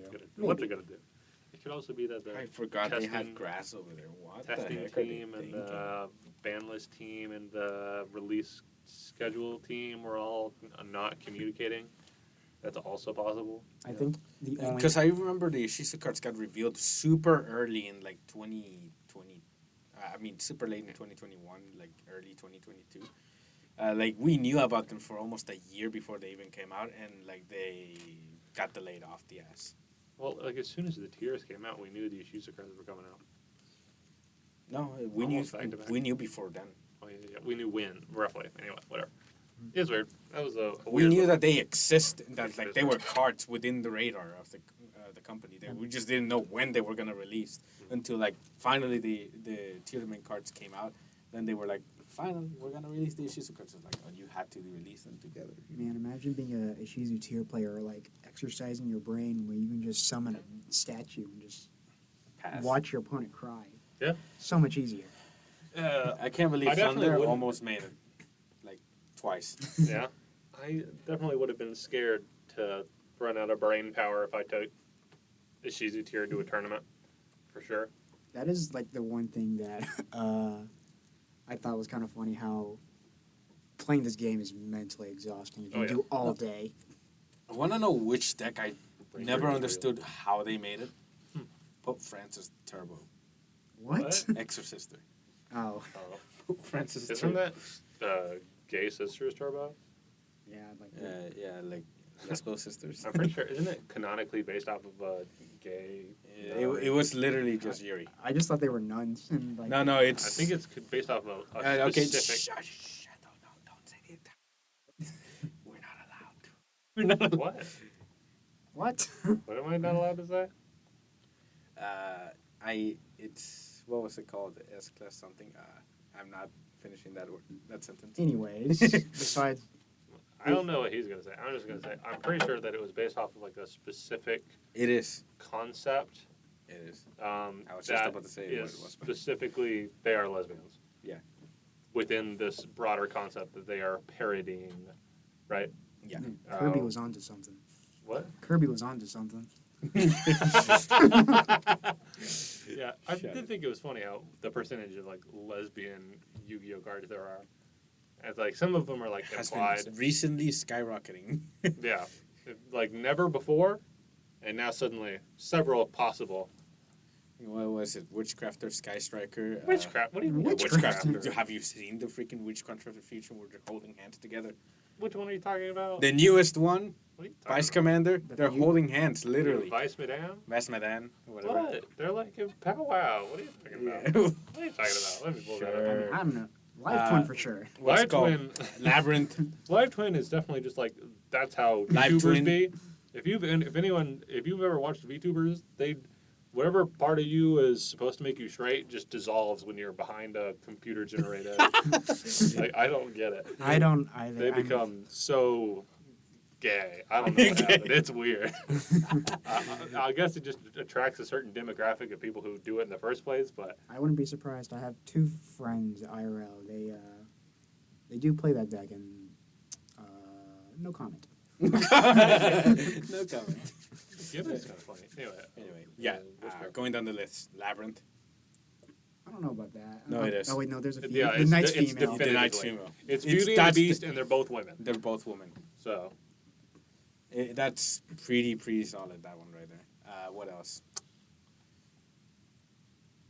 Yeah. Yeah, that's Exorcist. I kind of see what you're saying with the Vice Madame. Yeah. Yeah, it could be lesbians. I don't know. I don't think this is definitive. Maybe. Maybe. That's a strong maybe. But then like the Sky Striker Scissors Cross. I mean, literal card name. Literal. They are the last two humans alive on the planet. So I Artificial. don't know. humans. I don't know about that. I don't know what's going to happen there. And then yes, the Exosisters and stuff like that. Yeah. It's interesting. And now we're Okay, back going back to the talk about how the hell did that deck win? How the hell did that deck win? which one? Exorcist. Goes in. Exosister? Oh. Goes in match. Goes in Goes in match. that- yeah, or rivalry, floodgates- whichever one it floodgates. was. Yeah. It had 3 of that and 3 of mine. The cards are really Oh, powerful 39. if you draw Mary consistently. It's Martha. Martha, sorry. And triple mystic mine. Let's be real. That was crazy when I'm so glad that we're no longer those Yeah. the worst 3. I don't care if it only had like a 40% win rate going second. I It was don't just care, dude. annoying. That card was so annoying. That deck was so annoying. It was The very. I'm deck- sorry, Jeff what Leonard. What deck are you talking about? You're talking about Mystic Mind Burn? You think Mystic Mind Burn's annoying? Not I am Mystic now Mind. against you. We are now enemies. I What? thought the card was obnoxious, but the deck was absolutely lovely. What? Why? What the hell are Because you on, dude? goofy burn decks funny. No, every I'm person sorry, no. who I've had to That was not a goofy burn day. That I was an love- annoying burn day. I love I had to sit down and look at my opponent for like 20 turns and hope that I drew my out. I I'm want just more gl- burn decks. I'm just glad that all the people who played Mind Burn no longer play the game. Very, very funny because I remember. Jess Leonard still plays Burst at his son. I'm not surprised, but I remember there was like a Facebook post From time to time. from like the Mystic Mind Facebook post Mhm. that I was shown that it was like, well, time to quit the game, and one of his friends was like, you know, you could just like learn how to play the game, and he's like, no, No. no. I like playing my own little game. And then like some people in this area that we play in that were completely insufferable. There's no like other stun deck. Like they kind of had a monopoly on stun. To be It fair. really did. Yeah. Wow. We don't I mean, really Thank have God that anything else. format's gone. Yeah. What else are you gonna play? Eldritch? You have to use your brain to play that. I know he's Not just. much, but some. I know Ned's glad that he doesn't have to worry about my one of Mystic Mind. Oh my God. The No, no, one no. of Mystic I Mind. I started playing Spiritualism to make sure I never lost to Mystic Mind. Spiritualism. Very funny. Very funny because every time I activated mine, I'm pretty sure I lost that duel. Completely the opposite of what I was supposed to do. Uh-huh. But I mean, I remember I had it as a one of in my blue deck. And I remember I was playing against a movie and I drew it and I was like, what am I supposed to do? What am I supposed to do? Am I supposed to Active. use this card? Use your full power. Am I supposed to ruin this kid's I day? did. I did. I Of I was course you did. playing a budget Endymion, and I was like, oh crap, I need cards. And I was like, I have one Mystic Mind. I drew it against Sacred Beast. I knew this person because I'm not going to say names because I'm not trying to. Was it R? No, it's not anyone y'all know. It's at my local card shop. I have no idea who Arm is. But Moving on. they like bricked both twice, so of course you're playing Sacred Beast. Mhm. And I was like, man, What I is it? really don't want to make them mad because they have Wait a bit- minute. Is this Q? No, it's not. It's literally no one. No, yet. no, it's. he Q said also somebody- played Sacred Beast. Maybe this was just an era. No, this was like no one y'all know. But Okay, okay, sorry, basically, sorry. anyways, I saw it and I was like, what the hell? Go ahead. Anyways, sorry. For our audio listeners, Ned is sexually harassing. Yeah. What's your Cossie ID? Anyways, back to the little story. I saw it activated Mystic Mind, and this person's notoriously known for having anger issues whenever anything goes wrong. So Okay, this sort of person. yeah, they were like punching their cards and stuff. But funny thing is that Mystic Mind literally accomplished nothing because I just blew it up because I just felt bad with Endymion. Uh-huh. It was just to get the last spell counter to resolve Endymion. No, it was just because I was the first thing I activated. Just to be like, if they have Ash, they have Ash. Okay. But yeah, Mystic Mind, I'll forever love and hate that. Not really love, more like I accepted it was a thing at the time, and now I don't anymore, thankfully. It was a very. I don't have to interesting accept it anymore. It was very interesting for sure. Nah, I feel like I never liked that card. I'd like to briefly mention that with the advent of being able to deep fake voices, anything we said that was out of pocket definitely was an AI. Don't believe anything you hear. Nothing we said that was weird, and everything we said that was correct was us. Yes, Yeah. 1,000,000%. I stand behind the fact that there's one person in this podcast that has an attraction to robot men. I stand behind this. Buff, specific, like buff. Yes, buff robot men. Yep. Because what could be more masculine than a robot?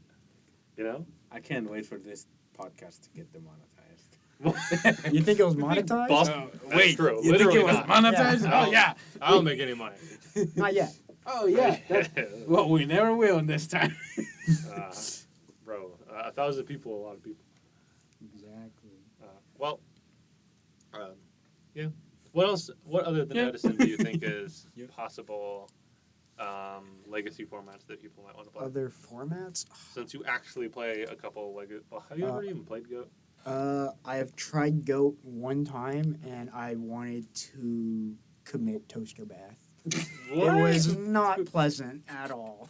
It was very slow, and it was just broken card after broken card, just being launched at I each. think you'd love that since you're so sacky. It's a true. Is the problem that everyone's sacky and so it doesn't really feel special? Does No, it hurt your feelings so you don't feel special? no, I think the format is just a little too slow. Interesting. Okay. No, but other legacy formats, I don't know if I can think of anything off the top of my head. I know there's like popular ones people talk about, like Dragon Ruler or Toss, but realistically, I don't see people wanting to queue up for those. I think Let's more use a people tier format. are interested in playing Dragon Ruler than Toss. Yeah, like Toss was known as like everyone liked, not everyone, but it was very popular. Like everyone was like, oh, it was a Toss- good Its format. era. Toss was really amazing. I can speak to this because this is my format. I mean, I played it too. What made it so Same here. popular is that the barrier to entry was so low. Salad was so cheap, and it was genuinely a tier 1 deck, right? Tier 0 for some instances. Nah, Nah. just one. But Nah, then, tier 1 if you deck. had the But it money- was the best tier 1 deck, dude. It won. and Worlds. then if you had some money, you could play a really cool control deck in Sky Striker that was very high skill, which really rewarded high skill players. So it's a format that budget players love. It's a format that high skill players love, and it had a stupid combo deck. So if you were a stupid combo deck person, there was something you loved. So no matter what, there was a Hydra deck. was playable. Yeah. But no matter what, there was a deck you would have liked during that format. The problem is, there are also decks you would have hated during that format, no matter what you were playing. True Draco.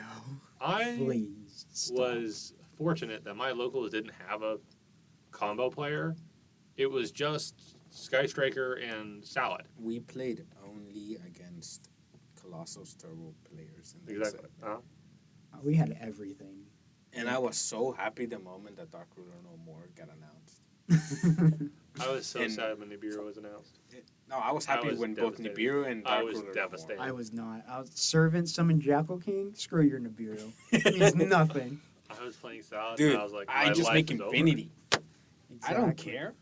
Oh, you're gonna Nibiru my Nova? Okay, I'll summon a Mechabot. I do Oh. think it's funny though. Nibiru, still very good. Very good. Dark Ruler is so good too. Yeah, They're amazing Shifter cards. still Shifter, pretty annoying. Still pretty annoying. Like those cards to this day are wild. They Were not. were- They did not overhype. They were amazingly well designed. I feel like honestly, they were very well designed. I think.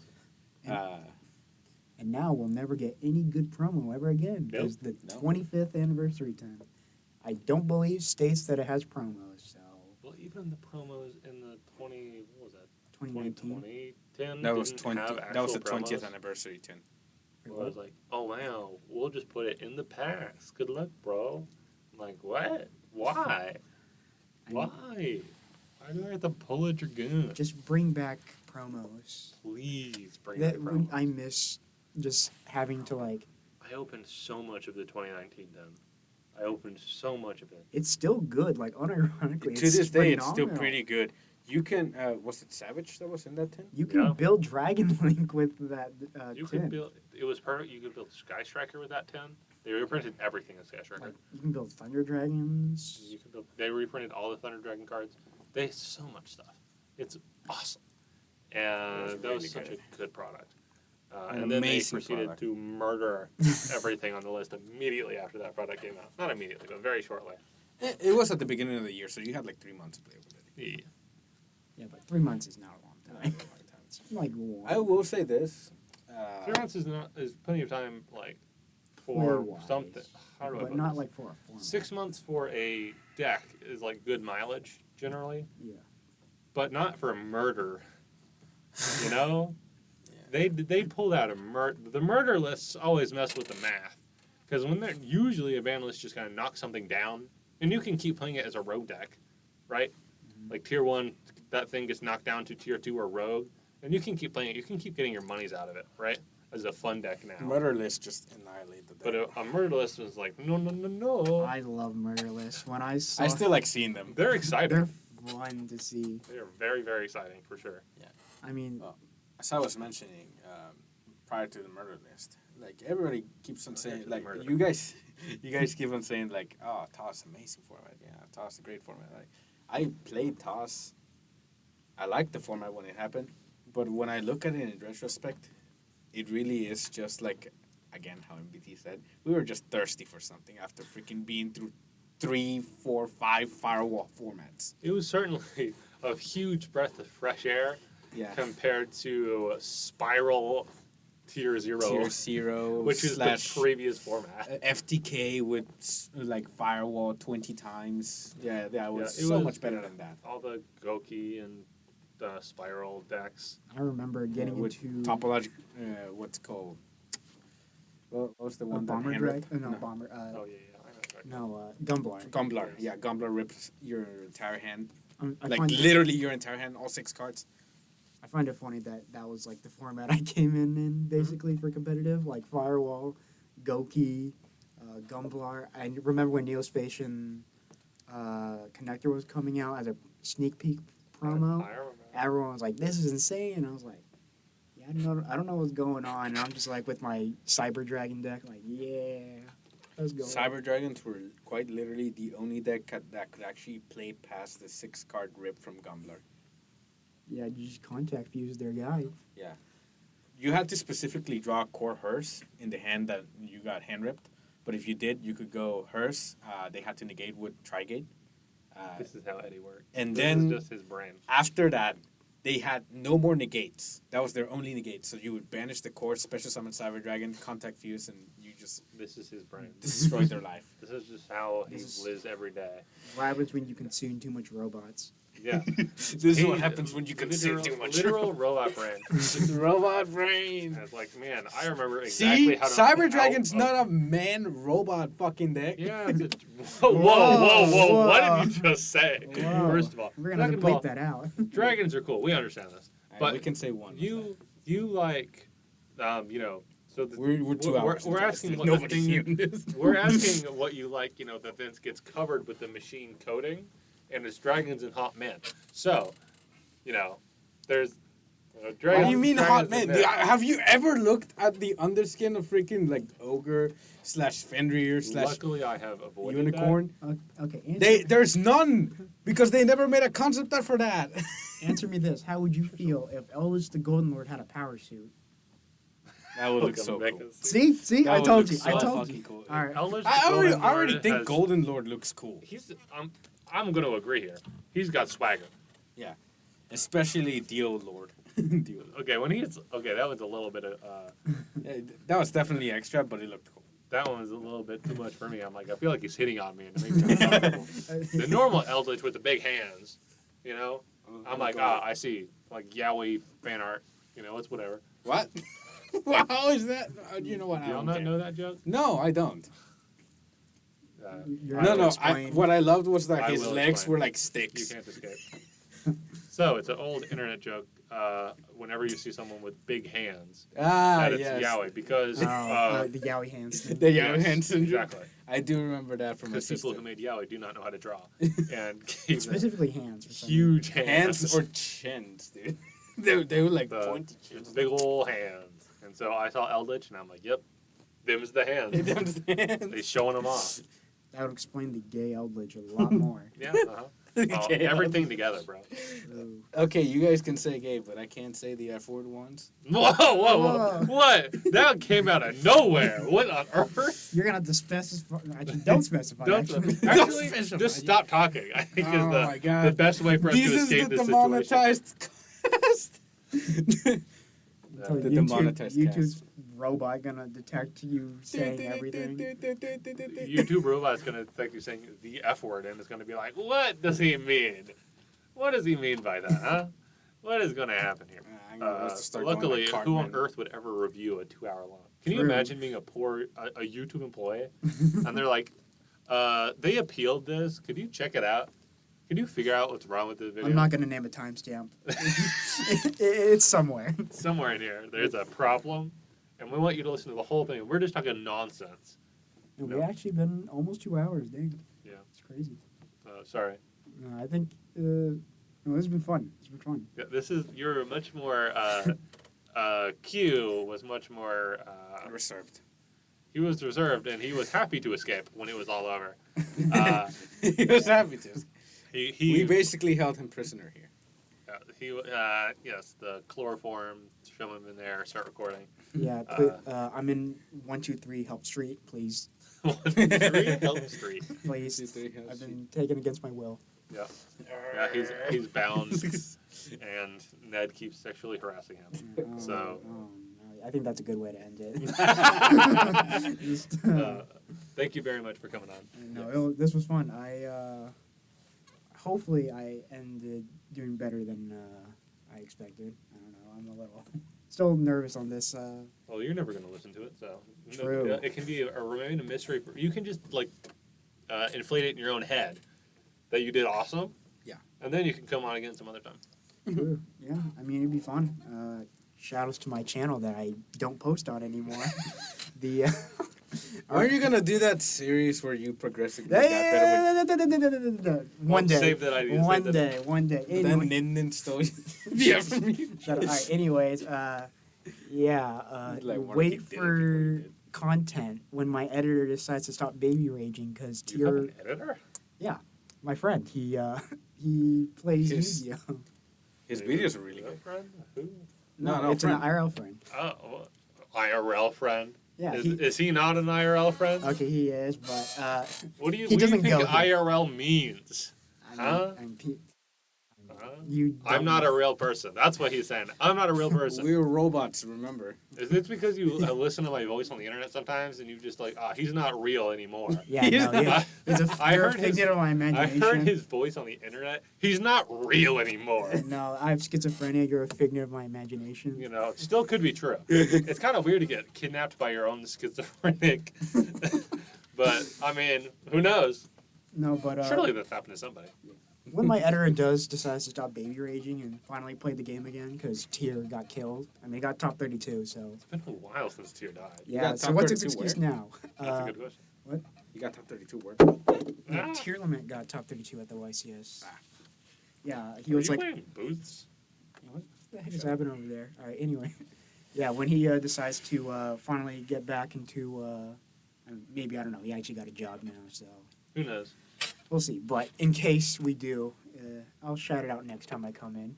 You're not Maybe. even going to shout out the channel name. You're I just mean, like, if I ever post again, I'll come on and talk about it. I mean, it's Team Chrome yugioh. There we If go. y'all ever, for some reason, and we have some content, I think it's not like crazy, but it's all right. It's pretty good. I liked it. Yeah, for the 2 weeks it was alive or something. Well, Deer got hit that I mean, fast, huh? Deer got y'all have some wild thumbnails. I haven't watched any of the videos because I subscribe. And I looked at the thumbnails and I was like, yep, this is a YouTube channel. Watch the meme review. the meme review was great. That was so bad. Anyways, The bad list Well. this week. Thank you for coming on. Much appreciated, Monk. Thank you again, Ned, as always. I will always come. My whenever faithful you ask. co-host. Yep. And thank you all for listening. Goodbye. Goodbye.